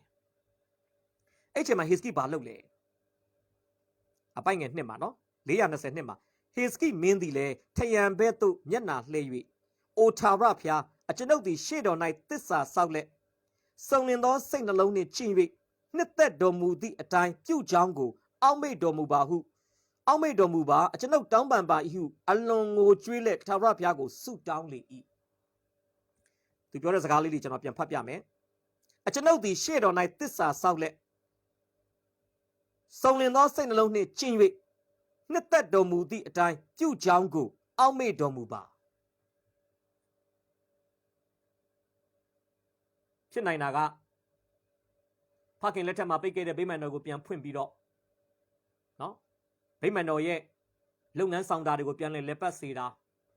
တနိုင်ငံလုံးအတိုင်းအတာနဲ့ပတ္တခါပွဲကိုကျင်းပပြီးတော့မှဣသေလလူမျိုးတွေဘုရားသခင်ဘက်ကိုမျက်နှာပြန်လှည့်လာအောင်သူလှုပ်ဆောင်ခဲ့တဲ့တနည်းအားဖြင့်ဆိုတမန်ကျမ်းစာနဲ့ညီညွတ်တဲ့ဘုရားသခင်စိတ်တော်နဲ့တွေ့တဲ့အမှုရာတွေကိုသူရည်ညွှန်းတာဖြစ်နိုင်တယ်ရုပ်တရက်ကြည့်ရင်တော့ Hiski ဆုတောင်းတာကြီးကမိမိပြုခဲ့တဲ့ကုသိုလ်ကောင်းမှုတွေပေါ်မှာရပ်ပြီးတော့မှဟာလားပြောနေတယ်လို့ဖြစ်လိမ့်မယ်တကယ်တော့ဒါဓမ္မောင်းကာလဗြိညီတရားအရာဆိုရင်ကျွန်တော်တို့ဒီဝိပ္ပယ26တို့တရားဟောရာ28တို့အရာကြည့်လို့ရှိရင်ဓမ္မောင်းကာလမှာကကောင်းကြီးမင်္ဂလာနဲ့ကြိမ်ချင်းဆိုတာနာခံချင်းနဲ့မနာခံချင်းနဲ့ဆက်ဆက်တဲ့အရာဖြစ်တာသူပြောချင်တာပါလေဖယားရဲ့နှုတ်ကပတ်တော်ကိုသူသည်အသက်တာတစ်လျှောက်လုံးမှာနာခံခဲ့တဲ့အတွက်ကြောင့်ဒီလိုမျိုးဟာလားတေနာဆွဲပြီးတော့မှအသက်သေဆုံးရမယ်အဖြစ်အပျက်မျိုးနဲ့သူ့ဘဝအသက်တာလွတ်ကင်းခွင့်မရှိဘူးလားလို့သူပြောချင်တာဖြစ်တယ်တကယ်တော့သူကဓမ္မဟောင်းဗြိညီပေါ်မှာရပ်ပြီးတော့မှသူဆုတောင်းနေတာဖြစ်ပါတယ်ဟေစကိရဲ့ဆုတောင်းချက်ကိုမှားတယ်လို့ပြောလို့မရဘူးဓမ္မဟောင်းကာလမှာဗြိညီတရားဟောင်းနဲ့ဆက်ဆက်တဲ့သူတွေဟာဒီလိုမျိုးဆုတောင်းနေကြပဲသူ့ရဲ့နာခံခြင်းပေါ်မှာဒီလိုအဖြစ်အပျက်မျိုးနဲ့တွေ့ကြုံဖို့မကောင်းပါဘူးမထိုက်တန်ပါဘူးလို့သူကတင်ပြတောင်းဆိုနေတဲ့အနေအထားဖြစ်ပါတယ်။နောက်နိုင်ငံဘက်သို့မျက်နှာလိုက်လေလို့ပြောတဲ့အတွက်ကြောင့်သူ့ကိုဟာလာတေဆုံးမဲ့သတင်းလာပြောတဲ့ Prophet Hishaya နဲ့တော့သူစကားမပြောတော့ဘူး။ဖယားသခင်နဲ့ပဲနှစ်ကိုကြားသူ့ရဲ့အာယုံစူးစိုက်မှုသူ့ရဲ့စိတ်နှလုံးပြတတ်ခြင်းအားလုံးကတရားမှတရားဖယားသခင်အပေါ်မှာဖြစ်တယ်။တကယ်ကိုဟေစကိကဘာမှမစင်စားတော့ဘူးဗျာ။ဖယားကိုပဲသူအာယုံပြုတယ်။နော်အဲ့ဒီအမှဘာတွေ့ရလဲဟေရှာယသည်နန်းတော်အလေတိုင်းသို့မရောက်မီထာဝရဘုရား၏နှုတ်ကပတ်တော်သည်ရောက်၍ဒါကြောင့်ကျွန်တော်ပြောမယ်နော်ထိရောက်တဲ့ဆုတောင်းခြင်းဟာဆုတောင်းချက်ရှည်ခြင်းတူခြင်းနဲ့မဆိုင်ပါတနေ့ကုန်လုံးဆုတောင်းမှဆုတောင်းတယ်လို့သတ်မှတ်လို့မရဘူးတလလုံးဆုတောင်းမှဆုတောင်းတယ်လို့ပြောလို့မရဘူးဘုရားသခင်နားညောင်းတဲ့ဆုတောင်းခြင်းဖြစ်ဖို့အတွက်က ဆုတောင်းခြင်းမှာအသုံးပြုတဲ့အချိန်နာရီအတူအရှိနဲ့မဆိုင်ဘူးဗျဆုတောင်းသောသူရဲ့နှလုံးသားမှန်ကန်မှုနဲ့ပဲဆိုင်နေဆိုတာကျွန်တော်ဒီနေ့ဖော်ပြပေးခြင်းတယ်တချို့ကဆုအများကြီးတောင်းတယ်ဘာမှမဖြစ်လာဘူးဆုတောင်းတယ်သူ့လောက်ဆုတောင်းတာသူပဲရှိတယ်ဒါဆုတောင်းခြင်းရဲ့အသီးပွင့်ဘာမှမရှိဘူးတချို့ကချစ်ချစ်လေးလေးနဲ့ဆုတောင်းတယ်ဒါကြောင့်ဆုတောင်းချက်တူတူလေးပဲဒါပေမဲ့အဖြေရတယ်သူဆုတောင်းခြင်းမှာအသီးပွင့်ရှိတယ်အဲ့ဒါကမှန်ကန်တဲ့နှလုံးသားနဲ့အများကြီးဆိုင်ပါတယ်ဒါတော့ဒီမှာဟေစကိဆုတောင်းတာသူ့ကိုတည်င်းဆိုးလာပြောတဲ့ဟေရှာယတော်နန်းတော်အလေတိုင်းတော်မရောက်သေးဘူးဘလောက်မှအချိန်အရန်တူတယ်လို့ကျွန်တော်ပြောချင်တာအချိန်တူလေးအတွင်းမှာ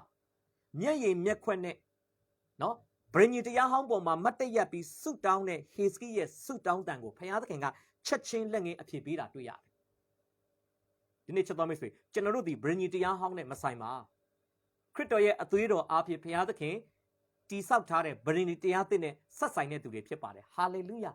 ဗြိဉ္ဉ်တရားဟောင်းပေါ်မှာယက်တည်ပြီးဆုတောင်းတဲ့ဆုတောင်းချက်တောင်မှအချိန်တူအတွင်းအဖြေရတယ်ဆိုရင်ခရစ်တော်ရဲ့အသွေးတော်အားဖြင့်ဖြစ်တည်ထားတဲ့ဗြိဉ္ဉ်တရားသစ်ပေါ်မှာမိတ်ဆွေနဲ့ကျွန်တော်တို့ယုံကြည်ခြင်းနဲ့ယက်တည်ပြီးဆုတောင်းတယ်ဆိုရင်ကျွန်တော်တို့ဆုတောင်းချက်အဖြေရဖို့ရာခိုင်နှုန်းဘယ်လောက်သေချာလဲဆိုတာကျွန်တော်ဒီနေ့ဖော်ပြပေးချင်တာဖြစ်ပါတယ်ဒီမှာတော့တတိချက်စရာတစ်ခုကျွန်တော်ပြောပြရစီကျမ်းစာပညာရှင်အများစုလည်းအဲ့ဒါကိုလက်ခံထားတာဖြစ်ပါတယ်ဟေစကိဆုတောင်းချက်အဖြေရတာမှန်ပေမဲ့ဟေစကိဆုတောင်းချက်အဖြေရတဲ့ပုံစံဟာအလူတော်နဲ့ရတဲ့ဆုတောင်းချက်အဖြေမဟုတ်ဘဲနဲ့အခွင့်တော်နဲ့ရတဲ့ဆုတောင်းချက်အဖြေဆိုပြီးတော့မှဓမ္မပညာရှင်အတိုင်းဝိုင်းထဲမှာအများစုကအဓိပ္ပာယ်ဖွင့်ပါဘာလို့လဲသူတည်ပြီးတဲ့နောက်ပိုင်းမှာသူ့သားမနာရှေနန်းတက်တယ်အဲ့အချိန်မှာသူ့သားမနာရှေရဲ့အသက်ဟာ12နှစ်လို့တမန်ကျမ်းစာကဖော်ပြတဲ့အတွက်ကြောင့်မနာရှေသည်ဟေစကိဖျားသခင်မာဇာမှုနဲ့အသက်15နှစ်ဆက်လက်ရှင်သန်ခွင့်ရတဲ့ကာလအတွင်းမှာမွေးလာတဲ့ပုဂ္ဂိုလ်ဖြစ်တယ်ဆုတောင်းချက်အဖြေရတယ်အဲ့ဆုတောင်းချက်အဖြေထဲမှာယူဒနိုင်ငံမှာတက်တန်းအရှိဆုံးနဲ့စိုးညစ်မှုတွေကိုအပြုဆုံးပုဂ္ဂိုလ်ဟာဟေစကိဆုတောင်းချက်အဖြေနဲ့တွဲပြီးပေါ်လာတဲ့သူဆိုတာကျွန်တော်တို့မမေ့ဖို့လည်းလိုပါတယ်ဒါကြောင့်ဆုတောင်းချက်အဖြေရတာကောင်းပေမဲ့အခွင့်တော်နဲ့ရတဲ့ဆုတောင်းချက်အဖြေတွေဟာနောက်ဆက်တွဲဆိုးရွားမှုတွေကိုဖြစ်စေနိုင်တယ်ဆိုတာကျွန်တော်ဒီနေ့ဖော်ပြပေးခြင်းပါတယ်ဒါကျွန်တော်တို့ရနေတဲ့ဆုတောင်းချက်အဖြေတွေဟာအလိုတော်အတိုင်းရတဲ့ဆုတောင်းချက်အဖြေလားအခွင့်တော်တက်နဲ့ရနေတဲ့ဆုတောင်းချက်အဖြေဆိုတာလည်းပြန်လဲတတိချက်ဖို့လိုပါတယ်ဟုတ်ပြီကြည့်အောင်နော်အမအပိုက်ငယ်9မှာသင်သည်ငါလူတို့ဤဘိုလ်ချုပ်ဟေစကိမင်းထံသို့စောစောလည်းကျွန်တော်ပြောရနော်ဟေစကိဟာစစ်ဘိုလ်ချုပ်ဆိုတာဒီကျမ်းချက်အရာဖြစ်ပါတယ်ငါလူတို့ဤဘိုလ်ချုပ်ဟေစကိမင်းထံသို့တဖန်သွားပြီးလင်သင်အဘဒါဝိဒ်ဤဖျားသခင်ထာဝရဘုရားမိန့်တော်မူသည်ကားသင်ပတနာစကားကိုငါကြားပြီးသင်မျက်ရည်ကိုလည်းငါမြင်ပြီးသင်အနာကိုငါပျောက်စေသဖြင့်သင်သည်3ရက်လွန်လင်ဗိမာန်တော်သို့တက်ရလိမ့်မည်ဒီသတင်းစကားကို prophet ဟေရှာယကိုဖျားသခင်ကဟေစိထံမှာသွားပြောစီတာဖြစ်ပါတယ်သွားပြောခြင်းနဲ့အတူဘာပါလဲအပိုင်ငယ်ခွန်းမှာဟေရှာယကလည်းသင်မောတဖန်သည်အလုံးအထွေးကိုယူခဲ့လက်ဟုဆိုသည့်အတိုင်းယူခဲ့၍အနာကိုအုံပြီးမှမင်းကြီးတတ်တာလီဤလို့တမန်ကျမ်းစာမှာပြောတာဖြစ်ပါအဲ့ဒီကနေဘာတွေ့ရလဲဒီကျမ်းချက်ကိုယူပြီးတော့မှဓမ္မပညာရှင်တော်တော်များများကလည်းဘယ်လိုအဓိပ္ပာယ်ဖွင့်လဲမှန်တယ်ဖျားသခင်ကအနာရောဂါငြိမ်းစေနိုင်တဲ့ပုဂ္ဂိုလ်ဖြစ်တယ်လို့တခါတရံမှာလည်းဖျားသခင်သည်စေဝါကိုအသုံးပြုပြီးအနာရောဂါငြိမ်းစေတတ်တဲ့ပုဂ္ဂိုလ်တော်များဖြစ်တယ်ဆိုတာကိုဒီမှာဖော်ပြပေးချင်တာဖြစ်ပါတယ်ကျမ်းစာထဲမှာမြက်ကန်းဗာတိမဲလို့လူမျိုးကိုအရှင်ရှုကသူ့ရဲ့တကူတော်နဲ့ချက်ချင်းမျက်စိပြန်မြင်စေတာရှိတယ်လို့မြက်ကန်းတစ်ယောက်ကိုတော့မျက်စိမှာရှွန့်လူပြီးရှိလောင်ရေကန်မှာမျက်နာသွားတစ်စေခြင်းအဖြစ်အနာကငြိမ့်တဲ့အဖြစ်ဖြစ်တွေလည်းကျွန်တော်တို့တွေ့ရမှာဖြစ်ပါတယ်ဆိုတော့ဒီနေရာမှာသင်္မောတဖန်သည်အလုံးအထွေးဆိုတာ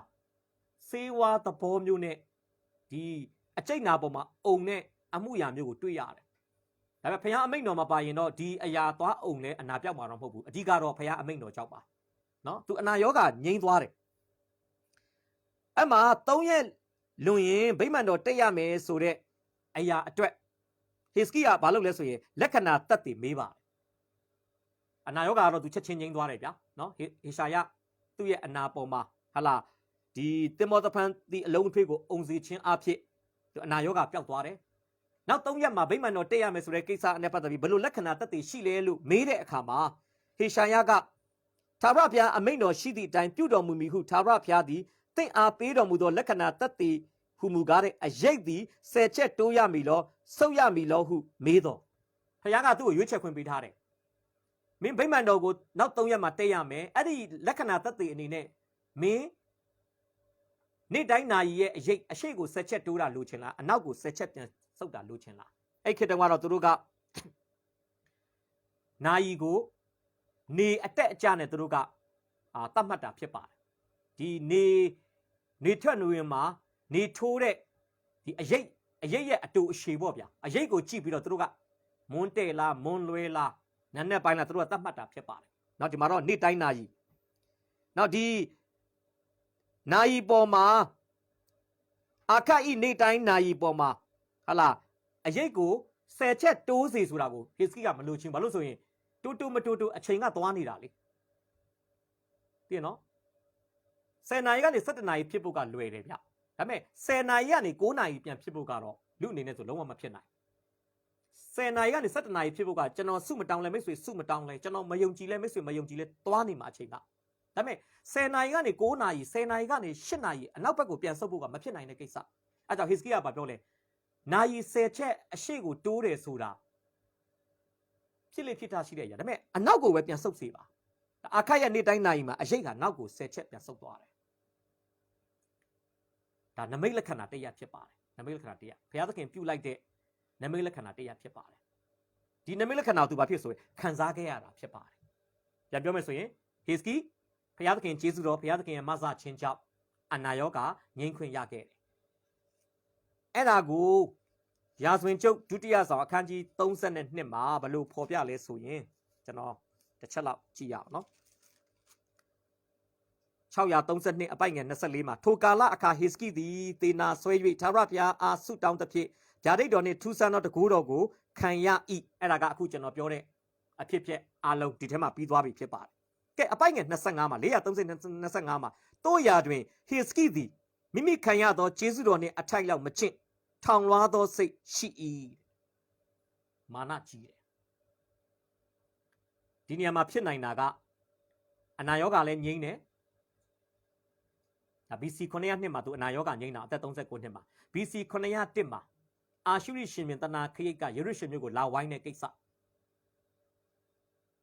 နောက်အာရှုရိစစ်သား385,000ကိုကောင်းကင်တမန်ကညတွင်ချင်းတုတ်တင်တာတချို့ကျမ်းစာပညာရှင်ကလည်းပြောလဲဟေစကိခံစားရတဲ့အကျိတ်ဘယ်လိုခေါ်မလဲဟေစကိခံစားရတဲ့အကျိတ်ထွက်တဲ့ပလိတ်ယောဂမျိုးပဲအာရှုရိစစ်သား385,000လဲခံစားပြီးတော့တည်သွားတယ်လို့လဲတချို့ကျမ်းစာပညာရှင်ကအတိတ်ပဲဖွင့်ပါတယ်ကျမ်းစာမှာတော့ကောင်းကင်တမန်အဖြစ်ဒါဖြစ်နိုင်တယ်ဘာလို့ဆိုရင်ဓမ္မရာဇဝင်ပထမဆောင်မှာတော့မှနော်ဣသေလလူမျိုးတွေရဲ့ဗြိဉ္စီတစ်တာကျွန်တော်100အခန်းကြီး9လောက်မှာနော်ဖိလိတိတိုင်းပြည်ကိုပါသွားတဲ့အခါမှာဘုရားသခင်ကဖိလိတိလူမျိုးတွေကိုမြင်းသက်ရိုက်နာနဲ့ဒဏ်ခတ်တာကိုနော်မြင်းသက်ရိုက်နာနဲ့ဒဏ်ခတ်တာကိုဒါကြောင့်ကောင်းကင်တမန်အားဖြင့်လည်းဘုရားသခင်ကဒီအကျိတ်ပေါက်တဲ့ပလိတ်ယောဂါကိုတက်ရောက်စေတာလည်းဖြစ်ကောင်းဖြစ်နိုင်ပါတယ်နော်ဆိုတော့ကျွန်တော်ဒီကနေဘာဖော်ပြပေးခြင်းလဲဆိုရင်သူအနာရောဂါပျောက်တာဖြစ်တယ်စစ်ပွဲနိုင်တာဒီနှစ်ခုပေါင်းတဲ့အတွက်ကြောင့်တကယ်တော့သူဘုရားသခင်ရှေ့မှာပြဝစ်ပြီးနှိမ့်ချဖို့ကောင်းတယ်ဒါပေမဲ့ကျမ်းစာကဘယ်လိုပြောလဲတို့ရာတွင်ကျမ်းစာထဲမှာ but တို့ရာတွင်ပါလာရင်တော့အန်တရယ်များတယ်ဗျာဝิญဉ်ပိုင်းဆိုင်ရာမှာတို့ရာတွင်ဟေစကိသည်မိမိခံရသောကျေးဇူးတော်နှင့်အထိုက်လျောက်မကျင့်တကယ်တော့ကျေးဇူးတော်ကိုခံစားလေနှိမ့်ချလေကျေးဇူးတော်ကိုခံစားလေကိုဟာဘာကောင်မှမဟုတ်မှန်းသိလေကျေးဇူးတော်ကိုခံစားလေကျေးဇူးပြုတဲ့ဘုရားသခင်ကိုချီးမွမ်းလေကျေးဇူးတော်ကိုခံစားလေ အချိန်ပန်နာစွမ်းအားကိုဖရာသခင်ကိုပြန်လဲပေးအပ်လေအဲ့လိုဖြစ်ဖို့ကောင်းလားအခုတော့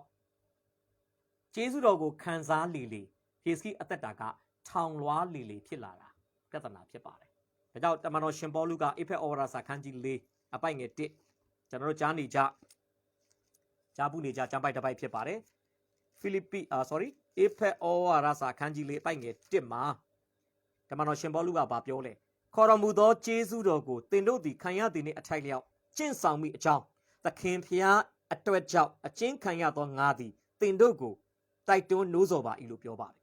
ခေါ်တော်မူခြင်းကျေးဇူးတော်ကိုသင်တို့သည်ခံရသည်နှင့်အထိုက်လျောက်ကျင့်ဆောင်မိအကြောင်းကျေးဇူးတော်နဲ့ထိုက်တန်ကျေးဇူးတော်နဲ့အထိုက်အလျောက်ကျေးဇူးတော်ကိုလေးစားသမှုပြုပြီးတော့အသက်ရှင်ဖို့လိုတာဖြစ်ပါတယ်အခုတော့ဟေစကိက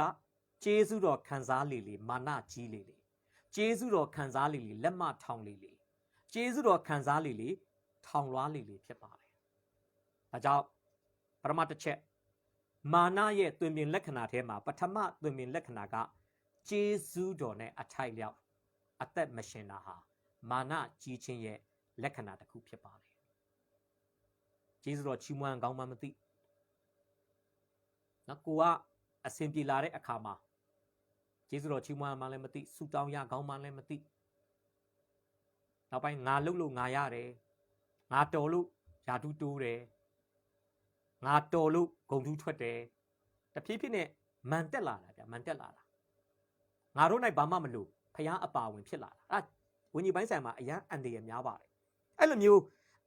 400ခန်းကြီး30နဲ့ပိုက်ငယ်25မှာတို့ရာတွင်အဲ့တို့ရာတွင်ကတော့အနှုတ်သဘောဆောင်ပါတယ်တို့ရာတွင်ကျေးဇူးတော်နဲ့အထိုက်လောက်အသက်မရှင်ဘဲနဲ့မာနထောင်သွားတယ်အဲ့အတွက်ကြောင့်တဲ့25ရဲ့ဒုတိယပိုင်းမှာထို့ကြောင့်အဲ့လိုမာနကြီးတဲ့အတွက်ထောင်သွားတဲ့အတွက်သူ၌၎င်းယုဒပြည်နှင့်ယေရုရှလင်မြို့၌၎င်းအမျက်တော်ထွက်လေ၏ဒီအကြောင်းအရာဟာဘာလဲလို့တော့ကျမ်းစာမှာအကျေတဝင်းတော်မှာပြောထားဘူးနော်ဟေစကိပေါ်မှာပဲဖြစ်တကယ်တော့ဒီမှာလည်းသတိထားဖို့လိုရနော်ဒီကျွန်တော်လေ့လာဘူးတဲ့ကျွန်တော်အသင်းတော်ကညီကိုဆရာတန့်စင်ဘာသာပြန်တဲ့ဒေးဗစ်ဝေါင်ရဲ့အဆုံးသတ်ကောင်းစာအုပ်မှာဘလို့မှတ်တမ်းတင်ထားလဲဆိုရင်ရှင်ဘီရင်နဲ့တိုင်းသူပြည်သားဆိုတာဓာတ်ရိုက်အချိုးကျတယ်ဘယင်မကောင်းရင်ဘယင်မကောင်းတဲ့အမှုရာရဲ့ရိုက်ခတ်မှုကိုတိုင်းသူပြည်သားတွေအားလုံးကခံရမှာဖြစ်ပါတယ်ဆိုလို့ချင်တာခေါင်းဆောင်မကောင်းရင်အဖွဲ့အစည်းတစ်ခုလုံးခံရမယ်ခေါင်းဆောင်မှုနေရာမှာရှိတဲ့သူတွေအမတမ်းမှအရေးကြီးတယ်ခေါင်းဆောင်မှုနေရာမှာရှိတဲ့အဖွဲ့အစည်းမှာဂိုင်းကနာရဲ့ခေါင်းဆောင် denomination ရဲ့ခေါင်းဆောင်အသင်းတော်မှာခေါင်းဆောင်ဖြစ်တဲ့သင်းအုပ်ဆရာမိသားစုမှာခေါင်းဆောင်ဖြစ်တဲ့ဖခင်မိခင်အရင်ရေးကြည့်တယ်ဒီခေါင်းဆောင်တွေပုံမလာဘူးဆိုရင်အနောက်မှာထိမဲ့လူတွေအများကြီးတကယ်တော့မာနထောင်လာတာဟေစကိပါမာနထောင်လာတာဟေစကိဆိုဟေစကိပဲခံဖို့မဟုတ်ဘူးသူ့ရဲ့အုပ်ချုပ်မှုအောက်မှာရှိတဲ့တိုင်းသူပြည်သားတွေပါအဲ့ဒီရိုက်ခတ်မှုအဲ့ဒီစက်ကွင်းနဲ့မလွတ်ဘူးဆိုတာကျွန်တော်ဒီနေ့ဖော်ပြပေးခြင်းပါတယ်ဟုတ်နော်အဲ့အတွက်ကြောင့်ထို့ကြောင့်တဲ့သူ၌၎င်းယေရုရှလင်ယုဒပြည်နှင့်ယေရုရှလင်မြို့၌၎င်းအမျက်တော်ထွက်လေ၏အပိုင်ငယ်26အစမှာတို့ရာတွင်အဲ့တို့ရာတွင်ကတော့အပေါင်းသဘောဆောင်တဲ့တို့ရာတွင်ဖြစ်ပါတယ်တို့ရာတွင်ဟေစကိသည်မိမိစိတ်ထောင်လွှားသောအပြစ်ကြောင့်ယေရုရှလင်မြို့သားတို့နှင့်တကွကိုတိုင်ကိုနှိမ့်ချသောကြောင့်လက်ထက်တော်ကာလတွင်တဲ့ထာဝရဘုရား၏အမျက်တော်မတက်ရောက်လို့ပြောပါတယ်ကျေးဇူးတော်ခံစားရတယ်ကျေးဇူးတော်နဲ့အထိုက်လောက်အသက်မရှင်ဘူးတို့ရာတွင်ကျေးဇူးတော်နဲ့အထိုက်လောက်အသက်မရှင်ဘူးဖခင်အမျက်ထွက်တာခံရတယ်အဲ့အမျက်ထွက်တာခံတဲ့အခါမှာတို့ရာတွင်အမျက်ဖခင်သခင်အမျက်ထွက်တာနဲ့ပဲဟေစကိကအဆုံးမတတ်ဘူးနော်ဖခင်သခင်သူ့ကိုအမျက်ထွက်တယ်ဆိုတာသိတာနဲ့သူ့တိုင်းပြည်ကိုအမျက်ထွက်တယ်ဆိုတာသိတာနဲ့ဟေစကိဘာလုပ်လဲသူ့တိုင်းသူပြည်သားနဲ့တကွသူ့အပါဝင်ဖခင်သခင်အရှိမကိုနှိပ်ချတယ်အဲ့ခါမှာဖခင်သခင်ကကြားရောက်လက်တန့်သောဘေးဒဏ်ကိုနောက်ဆုတ်လိုက်တယ်ဟေစကိလက်ထက်မှာမဖြစ်စေဘူးရွှေ့လိုက်တယ်ဒါကြောင့်နံပါတ်1တစ်ချက်ကျေးဇူးတော်နဲ့အထိုက်လောက်အသက်မရှင်ခြင်းသည်တနည်းအားဖြင့်ပြောမယ်ဆိုရင်မာနကြီးခြင်းရဲ့တွင်ပြင်လက္ခဏာတစ်ခုဖြစ်ပါတယ်ကျွန်တော်ရဲ့ဘဝအသက်တာမှာ အမြဲတမ်းတိဆောက်เสียလည်းဖြစ်တယ်ကောင်းကြီးမင်္ဂလာလည်းဖြစ်တဲ့အဲ့ကျမ်းပိုက်ကိုဖတ်တိုင်းမှာဝိညာဉ်ပိုင်းဆိုင်ရာမှာစေ့စော်မှုခံစားရတဲ့ကျမ်းစာတစ်ပိုက်ရှိပါတယ်အဲ့ဒါကတော့116ခုမြောက်သောစာလံအပိုက်ငယ်7ဒါကျွန်တော်ရဲ့ခရိယန်အသက်တာပဲဖြစ်ဖြစ်ကျွန်တော်ရဲ့အစေခံခြင်းအမှုတော်ဆောင်ခြင်းကိုပဲဖြစ်ဖြစ်အမြဲတမ်းဟာလား motivate လုပ်နေတဲ့ကျမ်းပိုက်တစ်ပိုက်ဖြစ်ပါအဲ့မှာစာလံဆရာကဘာပြောလဲဆိုရင်အပိုက်ငယ်7နော်စာလံ116ခုမြောက်သောစာလံအပိုက်ငယ်7မှာငါ၌ထာဝရဘုရားပြုတော်မူသောဂျေဇုအလုံးစုံတို့ကိုအဘယ်သို့ဆက်ရမည်နည်းဟာလေလုယာငါပေါ်မှာဘုရားပြုတဲ့ဂျေဇုအလုံးစုံဂျေဇုတော်အားလုံးကိုဂျေဇုတော်ရှိသမျှကိုငါဘယ်လိုပြန်ဆက်ရမလဲမိတ်ဆွေသိတဲ့အတိုင်းပဲမိဘဂျေဇုတော်မှာကျွန်တော်တို့ဆက်မဆက်နိုင်တာမိဘဂျေဇုတော်မဆက်နိုင်ဘူးဘုရားဂျေဇုတော်ဝေလာဝေးပေါ့ဘယ်လိုဆက်မှာလဲဒီမှာကျွန်တော်ပြောချင်တာက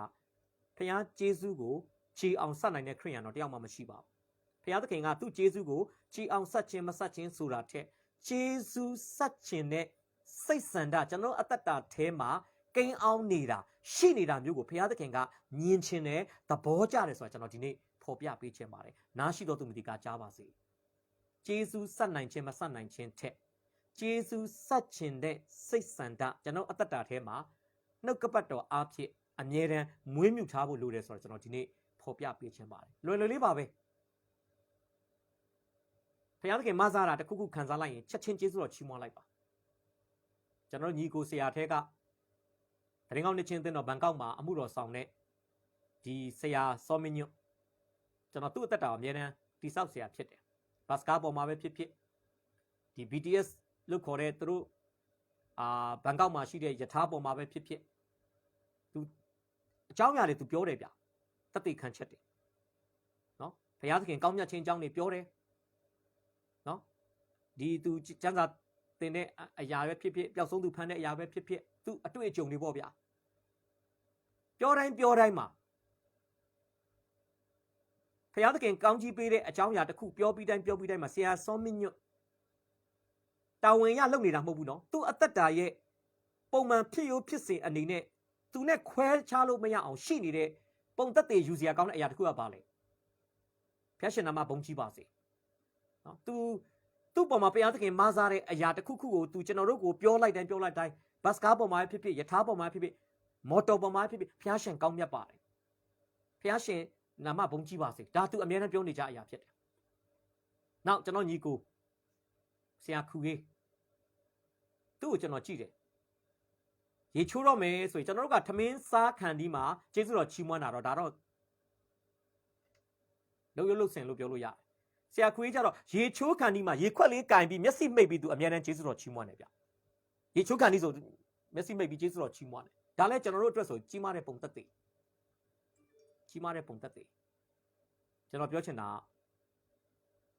ဖခင်သခင်ကျေးဇူးတော်နဲ့အထိုက်လောက်အသက်ရှင်ဖို့အတွက်ကြီးမားအရာကြီးတွေလုပ်ဖို့မဟုတ်ပါဘူးကျေးဇူးသိတတ်တဲ့စိတ်တဘောနဲ့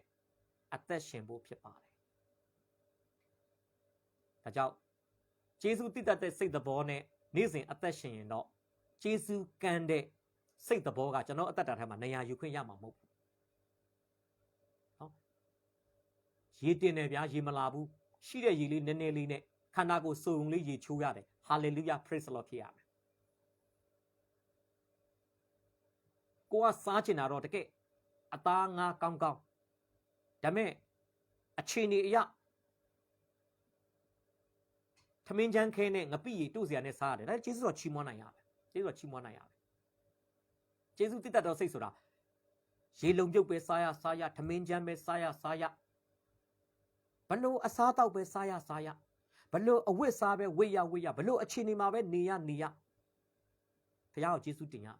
တချို့ရှိတယ်လေဝတ်ကောင်းစားကောင်းမဝတ်ရတာနဲ့မိဘကို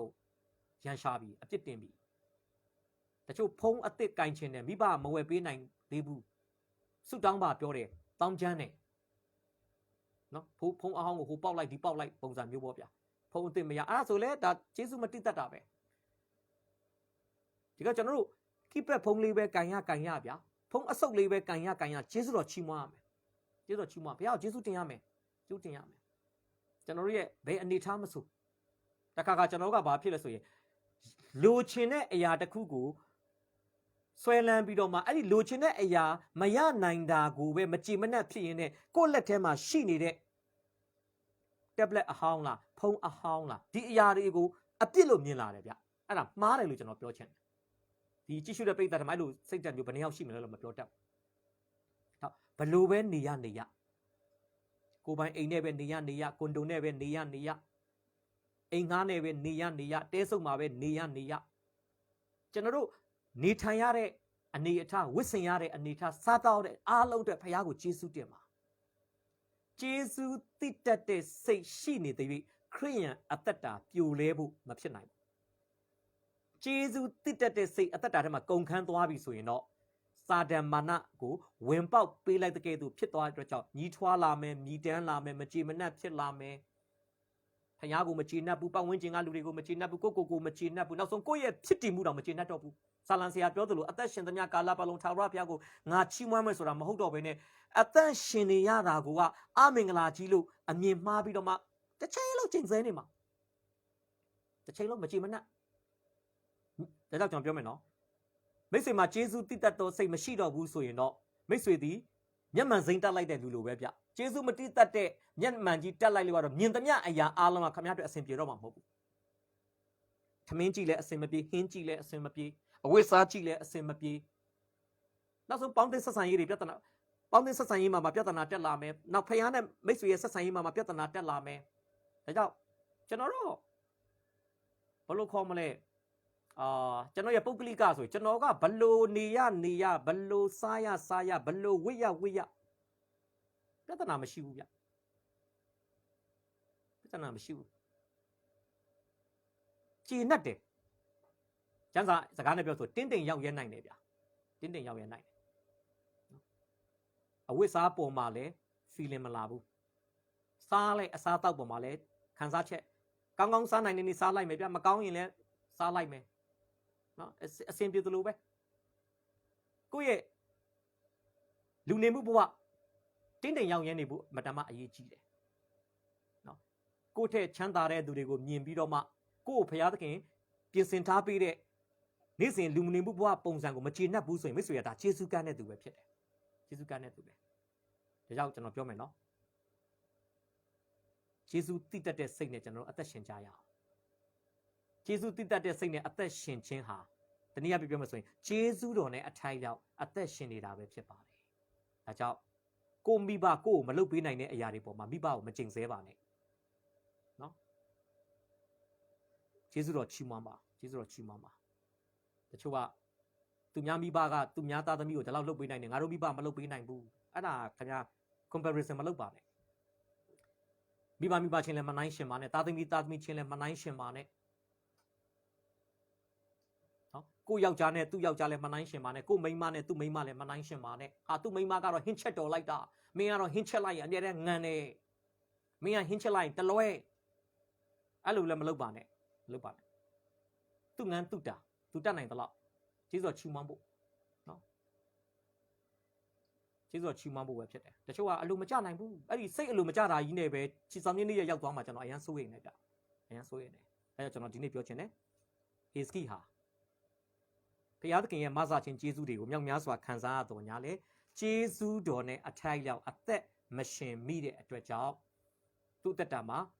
သူသာမကယေရုရှလင်မြို့သူမြို့သားယုဒပြည်သူပြည်သားတွေပေါ်မှာဘုရားအမျက်တော်တက်ရောက်တယ်ဒါပေမဲ့ तू နှိတ်ချလိုက်တဲ့အတွက်ကြောင့်အဲ့အမျက်တော်ဒီရက်ဆိုင်သွားတာတော့မဟုတ်ဘူးနော်ရွှေ့သွားတယ်ဗျသူ့လက်ထက်မှာမဖြစ်ဘဲနဲ့နောက်ပိုင်းမှာဖြစ်သွားတာတွေ့ရတယ်ဟုတ်ပြီနံပါတ်ခခွေးကိုကြည့်အောင်နံပါတ်ခခွေးမှာ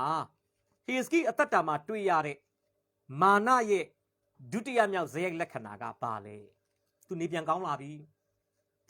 ကျွန်တော်ပြောမယ်အဲ့ဒီအတော်အတွင်းမှာဘာဖြစ်နေလဲဆိုရင်အာရှုရိအင်ပါရာဟာအရှေ့အလယ်ပိုင်းဒေသတစ်ခွင်မှာတကယ်ကို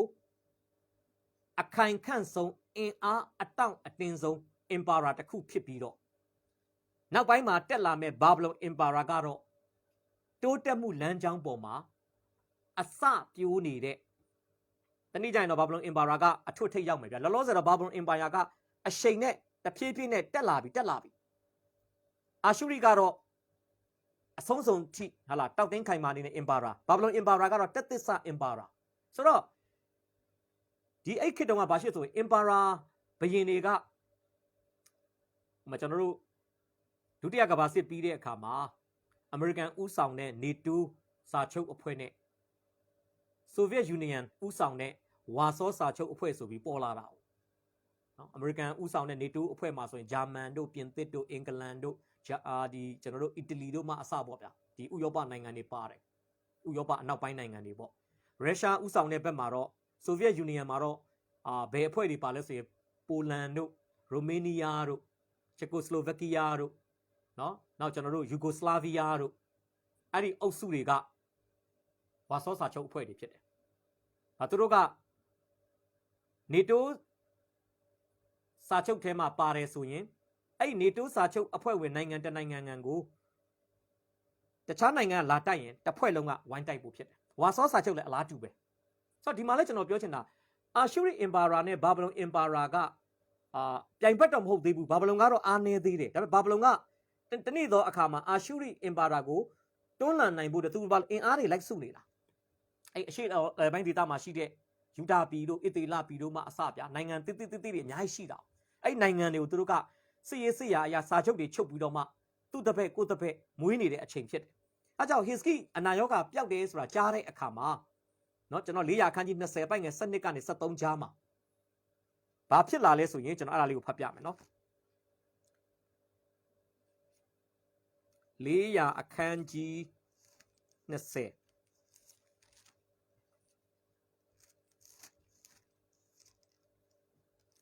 အဲ့မှာဘာတွေ့ရလဲဆိုရင်ထိုကာလအခါဘာလဒန်သားဘာဘလုံမင်းကြီးမေရောဒဘာလဒန်သည်ဟစ်စကိမင်းနာ၍အနာပြောက်သည်ကိုတဲ့ကြားသောကြောင့်မေတ္တာစာနှင့်လက်ဆောင်ပါလက်တမန်တို့ကိုဆေလွတ်လေ၏သူလည်းလက်ဦးမှုယူတာနော်လောလောဆယ်အာရှုရိနိုင်ငံနဲ့စစ်ရေးအရာမပြေမလည်ဖြစ်နေတဲ့ဟစ်စကိကိုတိမ့်သွင်းတဲ့အနေနဲ့ဘာလို့ဆိုရင်ငါရန်သူဘက်မှာမရှိတဲ့သူဟာငါမိတ်ဆွေဆိုတဲ့သဘောတရားပေါ့နော်ဟစ်စကိကပြောမယ်ဆိုလို့ရှိရင်ဘာဘလုံနိုင်ငံရဲ့ရန်သူတွေလည်းအာရှုရိဟစ်စကိရဲ့ရန်သူတွေလည်းအာရှုရိဖြစ်တဲ့အတွက်ကြောင့်အာရှုရိနဲ့ရန်သူဖြစ်တဲ့နိုင်ငံတွေကိုဘာဘလုံအင်ပါယာကသူနဲ့မဟာမိတ်ဖွဲ့ဖို့အတွက်စ조사တဲ့ဖြစ်စဉ်တရက်အနေနဲ့ဟစ်စကိအနာပြောက်တဲ့အချိန်မှာသူ့ရဲ့တန်တမန်အဖွဲ့ကိုဆေလွတ်ပြီးဘာပါလဲမြစ်တာစာပါတယ်တဝင်လွာပေါ့ဗျာနေကောင်းတာဝမ်းသာပါတယ်စသည်ဖြစ်ပေါ့အခုလိုတေနာကနေပြန်ပြောက်ပြီးတော့နေပြန်ကောင်းတဲ့အတွက်ကြောင့်ဝမ်းသာပါတယ်စသည်ဖြစ်မြစ်တာစာပြီးတော့လက်ဆောင်ကတော်ကြီးရိုကြီးလက်ဆောင်ဖို့ပဲနဲ့အမတမဈေးကြီးတဲ့အဲ့ဒီအခါမှာနိုင်ငံတနိုင်ငံနဲ့တနိုင်ငံပေးတဲ့အမတမတန်ဖိုးကြီးမားတဲ့လက်ဆောင်မျိုးတွေပါလာတယ်အဲ့အချိန်မှာဘာဖြစ်သွားလဲအပိုက်ငယ်73မှာ423မှာဟစ်စကီတဲ့သူတို့ရောက်တော့ကြောင့်ဝမ်းမြောက်၍အရန်ပျော်တယ်အဲ့ဝမ်းမြောက်ခြင်းကအထင်းကိုမဲ့သွားတယ်ဗျဘာဖြစ်လဲရွှေတိုက်မှစသောရွှေငွေနတ်သားမျိုးအဖိုးထိုက်သောနတ်သားစီလက်နက်တိုက်နှင့်ဗန္တာတော်အလုံးစုံတို့ကိုပြလေ၏ဟစ်စကီထိန်ချုံမှုမဲ့သွားတယ်သူချမ်းသာသမျှကြွယ်ဝသမျှသူ့မှာရှိသမျှအကုန်လုံးသူများကိုလိုက်ပြတယ်ဘလောက်တော့ကျမ်းစာပြောလဲနန်းတော်မှစ၍တဲ့နိုင်ငံတော်အရရ၌မပြသောအရာတစုံတစ်ခုမျှမရှိအကုန်လိုက်ပြတယ်ယနေ့ချက်သွားမိတ်ဆွေကျွန်တော်တို့လူမှုဆက်ဆံရေးမှာနိုင်ငံတနိုင်ငံနဲ့တနိုင်ငံပဲဖြစ်ဖြစ်မိသားစုတစုနဲ့ပဲဖြစ်ဖြစ်လူပုဂ္ဂိုလ်တစ်ယောက်နဲ့တစ်ယောက်ပဲဖြစ်ဖြစ်ပေါင်းသင်းဆက်ဆံရေးမှာဘလောက်ပဲခင်ဘလောက်ပဲရင်းနှီးကိုယ့်ရဲ့ဇစ်မြင့်ကိုယ့်ရဲ့အတ္တတာမှာရှိတဲ့တချို့ကလည်းပြောလေပွင့်လင်းမြင်သာတာကောင်းတယ်မဲ့ပွင့်လင်းမြင်သာတာကောင်းပေမဲ့ကိုယ်မှာရှိသမျှအရာတွေကိုသူများကိုအကုန်ထုတ်ပြောဖို့မဟုတ်ဘူးထုတ်ပြဖို့မဟုတ်ဘူးငါမှရွှေဘနဲ့ကြက်သားရှိတယ်ငါမှစိန်ဘအဲ့လိုလိုက်ပြဖို့မဟုတ်ဘူးအဲ့ဒါတွေကအန်တရယ်ရှိတယ်ဒါကြောင့်အခုဆိုနောက်ပိုင်းပေါ်လာတယ်လေအချင်းချင်းရင်းနှီးတုန်းကပြောထားတဲ့အတွင်းစကားတွေကအချင်းချင်းမတည့်တဲ့အခါမှာအကောင်လုံး Facebook မှာဖွင့်ချတဲ့အခါမှာအဆက်တွေကွဲ ပြဿနာတွေတက်ရန်နေဖြစ်ဒါကြောင့်ကျွန်တော်ပြောမလားတယောက်နဲ့တယောက်ဘလောက်ပဲယင်းနေနည်းနမိတ်တားဖို့လိုတယ်ရှောက်မပြောရဘူးရှောက်မပြောရဘူးစကားပြောတဲ့အခါမှာစီကန်းရှိဖို့လိုတယ်ဒီလူ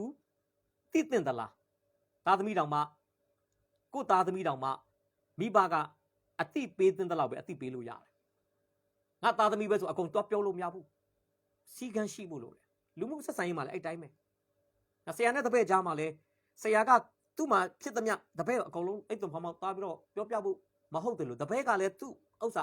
သူ့မှာဖြစ်သမျှအရာဆရာကိုအကုန်သွားပြောဖို့လည်းမဖြစ်နိုင်ဒီမှာဟင်စကီကဘာလုပ်လဲအကုန်လိုက်ပြတာရန်သူကဘာသိသွားလဲယူဒနိုင်ငံမှာရွှေဘလောက်ရှိတယ်ငွေဘလောက်ရှိတာကအစဘာလက်နက်တွေရှိတာကအလဲနော်ယူဒနိုင်ငံမှာစစ်တီအင်အားဘလောက်ရှိတာကအစုံအကုန်သိသွားတယ်ဗျတကယ်တော့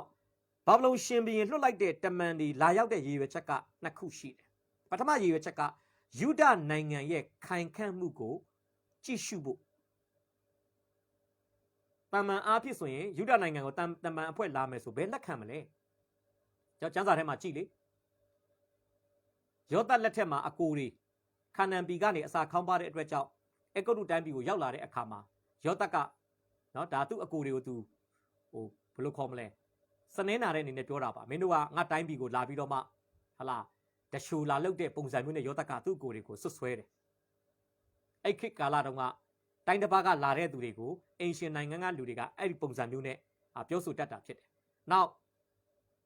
ဓမ္မရာဇဝင်ဒုတိယဆောင်အခန်းကြီး30လောက်မှာ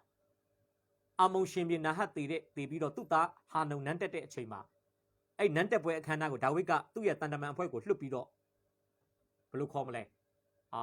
ဂုံပြူတာပေါ့အဲ့ချိန်မှာဟာနုံဘရင်ရဲ့မူကြီးမတ်ရာတွေကပြောလဲဒါဝိဒ်လွှတ်လိုက်တာကောင်းတဲ့ရွေချက်မဟုတ်ဘူးတိုင်းပြည်ကိုစူးစမ်းဖို့ဆိုပြီးတော့မှကျွန်တော်ထင်တယ်အဲ့ခါတုန်းကနိုင်ငံတနိုင်ငံကတမန်အဖွဲ့ဟာနိုင်ငံတနိုင်ငံကိုအရန်သွားလို့မရဘူးဗျအကြောင်းပြချက်မခိုင်လုံရင်သွားလို့မရဘူးအခုတော့တစ်ချက်ကုန်တစ်ချက်ပြလူနာမေးရင်ပြောမစို့နလန်ထလူနာကိုဂုံပြုတ်ရင်လက်ဆောင်ပေးရင်ဝမ်းသာကြောင်းပြောရင်းနဲ့တစ်ဖက်ကနေယူဒနိုင်ငံရဲ့အာသာချက်အားနည်းချက်တွေကိုစစ်ဆေးဖို့အတွက်စူးစမ်းဖို့အတွက်တန်တမန်အဖွဲ့ကိုဆေးလို့ပြောချင်တာတန်တမန်အဖွဲ့ကတရှိုအဖွဲ့လို့ပြောရင်လည်းမမှားဘူးပြီးရင်စောစောကလည်းကျွန်တော်ပြောပြီးသွားပါပြီအာရှုရိရှင်ဘီရင်ကိုစန့်ကျင်ဖို့ရန်အတွက်ဟေစကီကိုလွှမ်းမိုးပြီးတော့ဘာဘလုံနိုင်ငံနဲ့ပေါင်းစည်းစေရန်အကြံနဲ့အဲ့တမန်အဖွဲ့ကိုလွတ်တိုက်တာဖြစ်ပါတယ်ဝမ်းနဲ့ဆရာကောင်းတာဟေစကီကအဲ့နှစ်ချက်လုံးကိုသဘောမပေါက်ဘူးဗျအကုန်သွားပြလိုက်တယ်တကယ်တော့ဟေစကီပြတဲ့တာကကျွန်တော်မြင်ပါတယ်ဖျားကောင်းမြတ်ခြင်းကျေးဇူးတော်ကြောင့်ကျွန်တော်အနာရောဂါပျောက်တာဖျားမဆားလို့ကျွန်တော်အနာ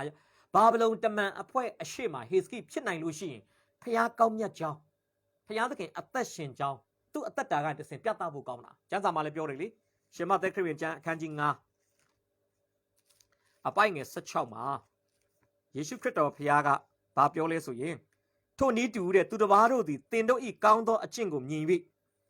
ကောင်းကင်ဘုံ၌ရှိတော်မူသောတင်တို့အပ၏ဂုဏ်တော်ကိုချီးမွမ်းစေခြင်းကသူတစ်ပါးရှိ၌တင်တို့အလင်းကိုလင်းစေကြလော့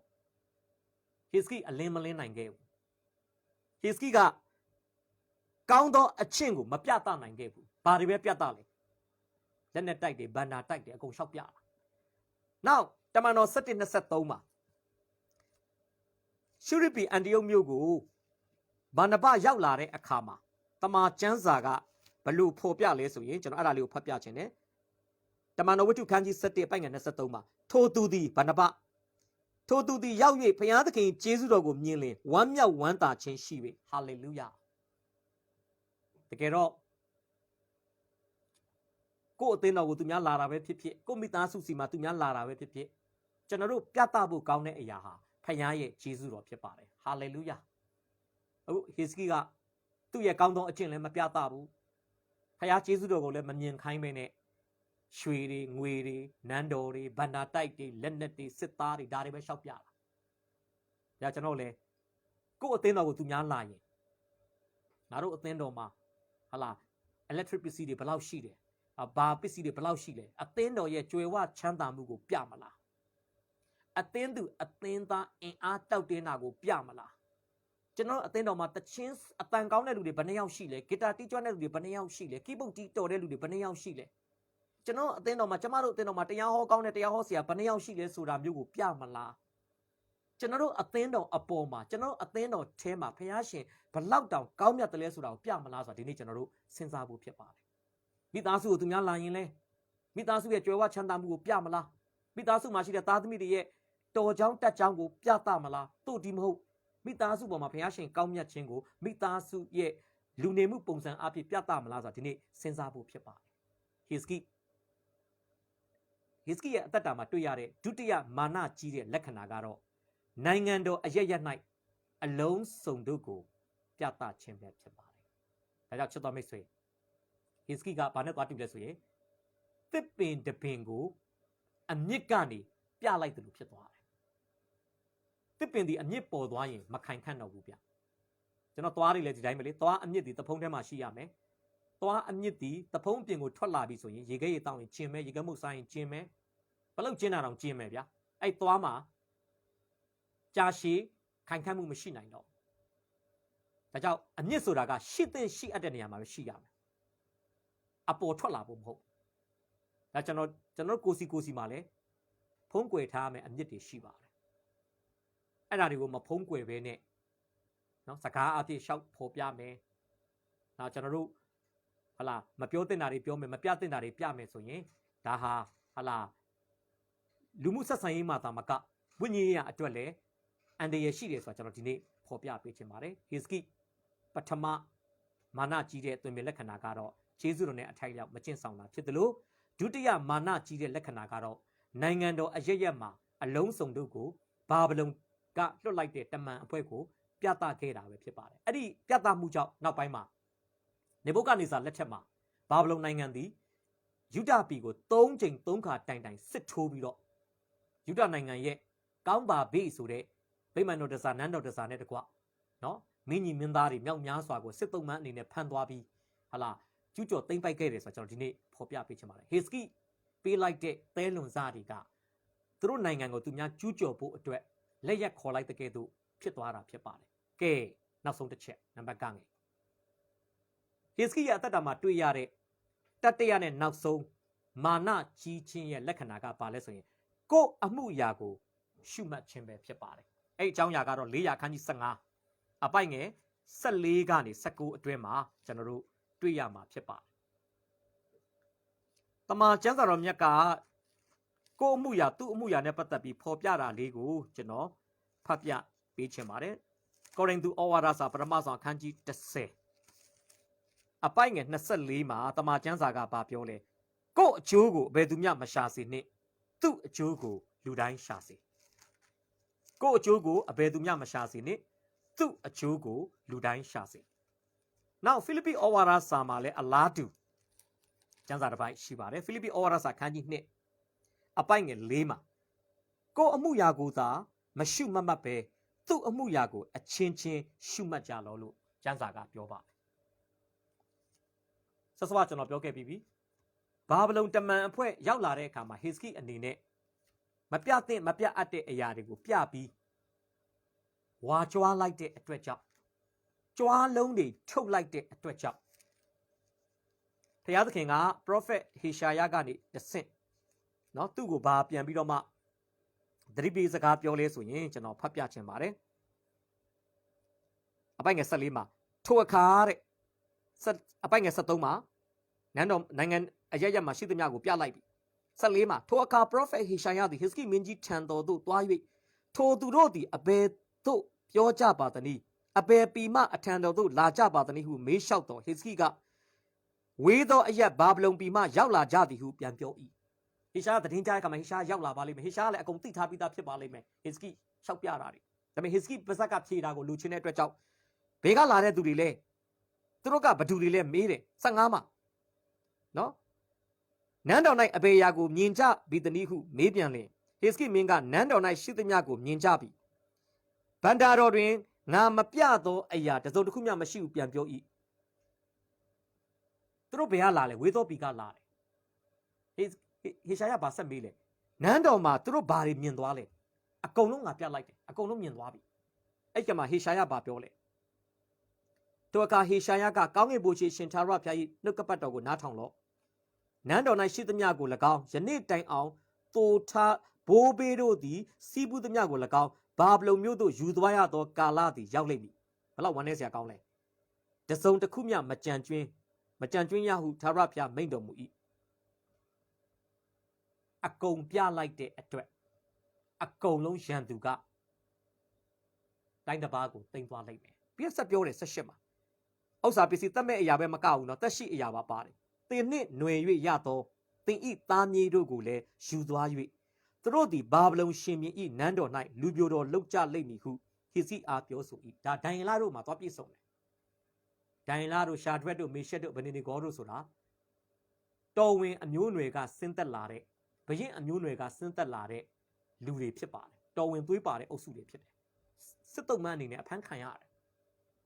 အဲ့ဒီမှာဟစ်စကီဘာပြောလဲအပိုင်ငယ်16မှာဟစ်စကီမင်းကလည်းတင်ပြန်ရသောထာဝရဘုရားနှုတ်ကပတ်တော်သည်ကောင်းပါ၏မင်းလာပြောတဲ့ဘုရားစကားမင်းထုတ်ပြန်တဲ့ဟာလားမင်းငါ့ကိုပြန်ကြားတဲ့ဘုရားစကားကကောင်းပါတယ်တဲ့နော်သူဆက်ပြောတယ်ကောင်းပါ၏ဟူ၍၎င်းအကယ်၍ငါလက်ထက်၌ညီသက်ခြင်းနှင့်သစ္စာလျှောက်ခြင်းရှိလင်ကောင်းပါသည်မဟုတ်လို့ဟူ၍၎င်းဟေရှာယအားဆိုလေ၏ဘလောက်တောင်အတ္တကြီးလေသူစကားကိုကျွန်တော်နားလည်လွယ်အောင်ပြောမယ်ဆိုရင်တော့ငါလက်ထက်မှာမဖြစ်ရင်ပြီးရောငါမရှိတဲ့နောက်ငါတိုင်းပြည်မှာရှိတဲ့တန်ရန်ဇာတတွေကိုတိုင်းတစ်ပတ်ကယူသွားတာပဲဖြစ်ဖြစ်နော်ငါရဲ့သားစဉ်မြေးဆက်ဟလာတော်ဝင်သွေးပါတဲ့မင်းဆွေမင်းမျိုးတွေကိုတိုင်းတစ်ပတ်ကိုတင်သွားတာပဲဖြစ်ဖြစ်ကိစ္စမရှိဘူးငါလက်ထက်မှာโอเคဆိုပြရင်တော်ပြီဘလောက်ဝမ်းနေဖို့ကောင်းလဲဒါကြောင့်ဒီမှာကျွန်တော်ပြောချင်တာပါလေဟေစကီဟာ self center ကိုပဲဗဟိုပြုတဲ့သူဖြစ်တယ်ကိုအမှုရာပဲရှုမှတ်တယ်သူ့အမှုရာမရှုမှတ်ဘူးကိုအကျိုးပဲရှာတယ်သူ့အကျိုးမရှာဘူးသူဒီ other center မဟုတ်ဘူးသူများအတွက်မကြည့်ပေးတတ်ဘူးဒါကတော့ဘာဖြစ်ကောင်းလဲဟာဘုရားသခင်ဒါဝိဒ်ဆိုကြည့်လေနော်ဒါဝိဒ်ဆိုရင်ဣသရေလစစ်သူရဲတွေကိုဒံမြို့ကနေဗရရှဘမြို့တိုင်အောင်ရေတွက်မိတဲ့ကိစ္စနဲ့ပတ်သက်ပြီးဘုရားသခင်ကတရားစီရင်တဲ့အခါမှာဒါဝိဒ်ပြောတဲ့စကားတာဝန်ယူမှုတာဝန်ခံမှုရှိတဲ့ခေါင်းဆောင်ပီသားတဲ့ဒါဝိဒ်ရဲ့စကားလေးကိုကျွန်တော်ဖော်ပြပေးချင်ပါတယ်ဓမ္မရာဇဝင်ဒုတိယဆောင်အခန်းကြီး24မှာဒါဝိဒ်ပြောတဲ့စကားကျွန်တော်ဖတ်ပြမယ်နော်နှစ်ရာအခန်းကြီး24အပိုင်ငယ်16လောက်မှာသူတို့ကိုဒဏ်ခတ်သောကောင်းကင်တမန်ကိုဒါဝိဒ်သည်မြင်သောအခါအကျွန်ုပ်ပြစ်မှားပါပြီဒုစရိုက်ကိုပြုမိပါပြီဤသို့တော်မူကားအဘယ်သို့ပြုမိပါသနည်းလက်တော်သည်အကျွန်ုပ်နှင့်အကျွန်ုပ်အဆွေမျိုး၌ရောက်ပါစေသောဟုထာဝရဘုရားအားတောင်းပန်လေ၏တွေ့လားစစ်သားတွေကိုရေတွက်တာဒါဝိဒ်ဖျားဒဏ်ခတ်ပြီးသေတာကတိုင်းသူပြည်သားကျွန်တော်ပြောပြပြီလေခေါင်းဆောင်မကောင်းရင်အဲ့ဒီရိုက်ခတ်မှုကငယ်သားတွေပေါ်မှာစက်ကွင်းမလွတ်ဘူးဒါဝိဒ်ရဲ့လူကြီးတွက်မိတဲ့အမားဟာတိုင်းသူပြည်သားအယောက်9000ဖျားဒဏ်ခတ်ပြီးသေဖို့ဖြစ်သွားတယ်အဲ့ချိန်မှာဒါဝိဒ်ဘာပြောလဲအပြစ်လောက်တာကျွန်တော်ခံမဲ့ခံကျွန်တော်နဲ့ကျွန်တော်အဆွေမျိုးခံပါလားဘာလို့ဤသို့ဒါဝိဒ်ကတိုးထင်းတယောက်ဖြစ်သည့်အာရဆိုတာတိုးထင်းနှလုံးသားရှိတဲ့အတွက်ကြောင့်သူ့ရဲ့တိုင်းသူပြည်သားများကိုလည်းတိုးကလေးများတပ်ဖွဲ့တန်ဖိုးထားတဲ့အတွက်ကြောင့်သူဘာပြောလဲဤသို့တို့သည်အဘယ်သို့ပြုမိပါသနည်းကျွန်တော်နိုင်ငံသားတွေကလူရည်တွက်တဲ့သူတွေမဟုတ်ဘူးကျွန်တော်နိုင်ငံသားတွေအပြစ်မလုပ်ဘူးအပြစ်လုပ်တာကျွန်တော်ဖခင်ကလည်းသိတယ်နော်ဒါဝိဒ်ကိုဒဏ်ခတ်တာတဲ့ဒါဝိဒ်နှလုံးသားမှာတိုးကဲ့သို့သဘောထားတဲ့သူ့တိုင်းသူပြည်သားတွေကိုဒဏ်ခတ်လိုက်ခြင်းဟာဒါဝိဒ်အတွက်မခံမရနိုင်ဖြစ်မယ်ဆိုတာဘုရားရှင်ကလည်းသိထားပြီးသားဖြစ်ပါတယ်ဒါဝိဒ်နဲ့ဟေစကိကွာတာကိုကျွန်တော်ပြောချင်တာဒါဝိဒ်ကတော့သူ့တိုင်းသူပြည်သားကိုထိရင်ဆက်မခံဘူးဗျကျွန်တော်ကိုပဲထိပလားဘာလို့တိုင်းသူပြည်သားကိုထိတာလဲဘုရားရှင်ရှေ့မှာသူအဲ့စကားကိုပြောရဲတယ်ပြောပြတယ်ဟေစကိဘာပြောလဲကျွန်တော်လက်ထက်မှာတိုင်းပြည်ငြိမ်သက်ရင်တော်ပါပြီကောင်းတယ်မဟုတ်ဘူးလားဟေရှာနေရာမှာကျွန်တော်နေကြည့်တယ်ဘလောက်ဝမ်းနေမလဲဒါကြောင့်ကိုယ့်အတွက်ပဲကြည့်ပြီးသူများအတွက်မကြည့်တဲ့သူကိုယ့်လက်ထက်အတွက်ပဲကြည့်ပြီးနောက်လူလက်ထက်အတွက်မကြည့်တဲ့သူဟာမာနကြီးတဲ့သူဖြစ်ပါတယ်အခုကျွန်တော်တို့အနောက်နိုင်ငံဘောလုံးအသင်းတွေမှာကျွန်တော်အားပေးလေးအားပေးထားရှိတဲ့အသင်းကတော့ Manchester United ဖြစ်ပါတယ်လွန်ခဲ့တဲ့ ခொနစ်နှစ်ရှစ်လောက်ကလေးကဘောလုံးဂျာနယ်တစ်ဆောင်မှာကျွန်တော်ဗာဖတ်ဘူးလဲဆိုရင်မန်ယူဆိုတာတဲ့အယောင်ရဲ့အရိပ်ရယ်ပဲကြံတော့တယ်တဲ့အယောင်ရဲ့အရိပ်ရယ်အယုတ်ရယ်လားသူတို့ပြောတာအသုံးလုံးပေါ့ဘာလို့လဲဆိုရင်တဲ့မန်ယူနီးပြဖာဂူဆန်ဟာတဲ့ယနေ့မန်ယူကိုပဲတိဆောက်တယ်မနှက်ဖြန်မန်ယူကိုမတိဆောက်ဘူးတဲ့တတိယပြပြောမဆိုရင်သူ့လက်ထက်မှာအသင်းအောင်မြင်ရင်တော်ပြီနောက်နီးပြတွေလက်ထက်မှာမန်ချက်စတာယူနိုက်တက်အသင်းဘာပဲဖြစ်ဖြစ်ကိစ္စမရှိဘူးဆိုတဲ့ပုံစံမျိုးဖြစ်ပါတယ်အခုလည်းဒီလိုဖြစ်နေတယ်လေသူမရှိတဲ့နောက်ပိုင်းမှာမန်ယူအသင်းကမအောင်မြင်နိုင်တော့ဘူးရှုံးပွဲတွေနဲ့လီဗာပူးကို9-3ညနဲ့လာရှုံးတာဟိုကအသင်းကြီးအချင်းချင်းဖြစ်လို့နည်းနည်းငဲ့လို့နောက်ထပ်ဂိုးတွေမသွင်းတာဂိုးသွင်းရင်ကျွန်တော်ထင်တယ်10ဂိုးလောက်တောင်သွင်းမလားမသိအဲ့ဒါပြဿနာဘာကြောင့်လဲခဏဝင်နီးပြကြီးကကျွန်တော်မြင်ပါတယ်မာနကြီးခဲ့ပါလိမ့်မယ်သူ့လက်ထက်စာပဲသူကြည့်တယ်မျိုးဆက်သစ်အတွက်ဘာမှမစင်စားဘူးဒါကျွန်တော်လည်းဒီနေ့စဉ်းစားမယ်နော်ဝိညာဉ်ရေးအသင်းတော်တွေကိုကျွန်တော်ဥဆောင်တဲ့အခါမှာကိုလက်ထက်မှာအောင်မြင်တဲ့အသင်းတော်ဖြစ်တဲ့အပေါ်မှာဂုဏ်ယူုံတောင်မကကိုမရှိတဲ့နောက်ပိုင်းမှာလဲဆက်လက်အောင်မြင်နေတဲ့အသင်းတော်ကိုလက်ထက်မှာကတည်းကကျွန်တော်တို့နေရာချသွားဖို့လိုတယ်အရာပေးသွားဖို့လိုတယ်ကြိုတင်တိဆောက်သွားဖို့လိုတယ်ဆိုတော့ကျွန်တော်ဒီနေ့ဖော်ပြပေးချင်ပါတယ်ယနေ့အသင်းတော်ပဲမတိဆောက်ပါနဲ့မနှက်ပြန်အသင်းတော်ကိုယနေ့ကတည်းကတိဆောက်ဖို့လိုပါတယ်တော်တော်များများသောသူတွေကငါလက်ထက်မှာအသင်းတော်အောင်မြင်ရင်တော်ပြီနောက်ဆရာလက်ထက်နောက်လူလက်ထက်မှာကြိုက်တာဖြစ်ဒါသူနဲ့ဖျားနဲ့သူနဲ့သူ့အတိုင်းဝိုင်းနဲ့သူနဲ့ဟာလာသူ့လှုပ်ဖို့ဆောင်ဘက်တွေနဲ့ဆိုင်နေဆိုတဲ့ပုံစံမျိုးဟာလာတတ်မှတ်တယ်ဆိုရင်တော့အမတန်ဝမ်းနည်းစရာကောင်းပါတယ်ဒါကြောင့်မာနကြီးချင်းရဲ့ဟေဇကိတ္တမှာတွေ့ရတဲ့တတိယမြောက်လက္ခဏာကတော့ငါလက်ထက်မှာဘာမှစိုးတာမဖြစ်ရင်တော်ပြီနောက်လူလက်ထက်မှာကြိုက်တာဖြစ်ခေါင်းဆောင်တာပဲပြောမလားနောက်လူတွေအတွက်မစင်စားပေးတာကိုလက်ထက်လေးအစင်ပြေုံတစ်ခုတည်းပဲကြည့်ပြီးအတ္တကြီးစွာအသက်ရှင်ခြင်းဟာဒါမာနကြီးခြင်းရဲ့လက္ခဏာတစ်ခုဖြစ်ပါတယ်သင်ခန်းစာဏိကုံချုပ်မယ်ဆိုရင်ဟေဇကိအသက်တာမှာတွေ့ရတဲ့မာနကြီးခြင်းတွင်မြင်လက္ခဏာ၃ခုကျွန်တော်ဖော်ပြတယ်ဂျေဇုတော်နဲ့အထိုက်လောက်အသက်မရှင်တာနိုင်ငံတော်အရရက်မှာအလုံးစုံကိုပြသတာကြွားတာပေါ့ဗျာကြွားလုံးထုတ်တာပြီးတော့ကိုယ်အမှုရာကိုပဲရှုမှတ်တာအတ္တကြီးတာတကူကောင်းဆန်တာဒါတွေဟာမာနရဲ့လက္ခဏာတွေဖြစ်ပါတယ်ဒါကျွန်တော်လည်းဒီစောစောကျွန်တော်ပြောသလိုမာနကြီးတဲ့ဟေဇကိအကြောင်းလေ့လာတာဟေဇကိလိုမာနကြီးဖို့မဟုတ်ပဲနဲ့ဟေဇကိရဲ့မာနကြီးခြင်းအဖြစ်ဖြစ်ကနေဝိညာဉ်ပိုင်းဆိုင်ရာမှာသင်ခန်းစာယူပြီးမာနစိတ်တွေပေါ်လာတိုင်းမှာဟေဇကိအဖြစ်ဖြစ်နဲ့မိမိအသက်တာကိုပြန်လဲဆုံးမပြီးတော့မှနှိမ့်ချတဲ့အသက်တာနဲ့ဘုရားသခင်အမှုတော်မြတ်ထဲမှာသွားလာကျင်လည်တဲ့သူတွေဖြစ်ဖို့ကျွန်တော်နှုတ်ကတော်အားဖြင့်တိုက်တွန်းဝေငှချင်ပါတယ်ဝေငှချက်ပေါ်မှာဘုရားရှင်ကောင်းချီးပေးပါစေခဏဆုတောင်းအပ်နှံမှုဖြစ်ပါတယ်ယေရှုရှင်ဖကိုရော့ကိုယေရှုတင်တယ်ယေရှုတော်ပေါင်းကိုချီးမွမ်းပါတယ်ဒီကနေ့မှာလဲဟေဇကိမာနဆိုတဲ့ခေါင်းစဉ်နဲ့သားတို့နှုတ်ကတော်အတူတူကလေ့လာခွင့်ရပါတယ်ကိုရော့သားတို့ရဲ့အသက်တာမှာဘုရားရှင်သားတို့ရဲ့လူမျိုးသားတို့ရဲ့မျက်နာသားတို့ရဲ့နေရာသားတို့ရဲ့ခံစားရတဲ့ကျေးဇူးတော်တွေကြောင့်မာနထောင်လွှားတဲ့သူတွေဂုဏ်ယူတဲ့သူတွေဖခင်ကိုမေ့သွားသောသူများမဟုတ်ဘဲနဲ့တကယ်ပဲကျေးဇူးတော်ခံစားလေအသက်တာမှာနှိမ့်ချလေချီးမွမ်းလေဖြစ်ပြီးတော့ဝိညာဉ်ပိုင်းဆိုင်ရာမှာကျေးဇူးတည်တတ်သောစိတ်နဲ့နေ့စဉ်အသက်တာမှာအသက်ရှင်တတ်တဲ့သူတွေဖြစ်စေဖို့ဤနှုတ်ကတော်အားဖြင့်အသက်တာတည်တည်ကိုကောင်းကြီးပေးလက်သွန်သင်ပါမိအကြောင်းလက်တော်မှာပြန်လဲစက္ကန့်အနံတဲ့အခါမှာကျေးဇူးတော်ကြီးမားကြောင်းဝန်ခံလက်ရှင်ယေရှုဖခင်၏မြတ်သောနာမနဲ့ချီးမွမ်းလက်အချိန်တိုင်းသက်တာများကိုလက်တော်၌ပြန်လဲစက္ကန့်အနံပါတယ်အဖထာဝရမြတ်စွာဘုရားရှင်အာမင်ရောက်တိုင်းကိုဘုရားရှင်ကောင်းကြီးပေးပါစေ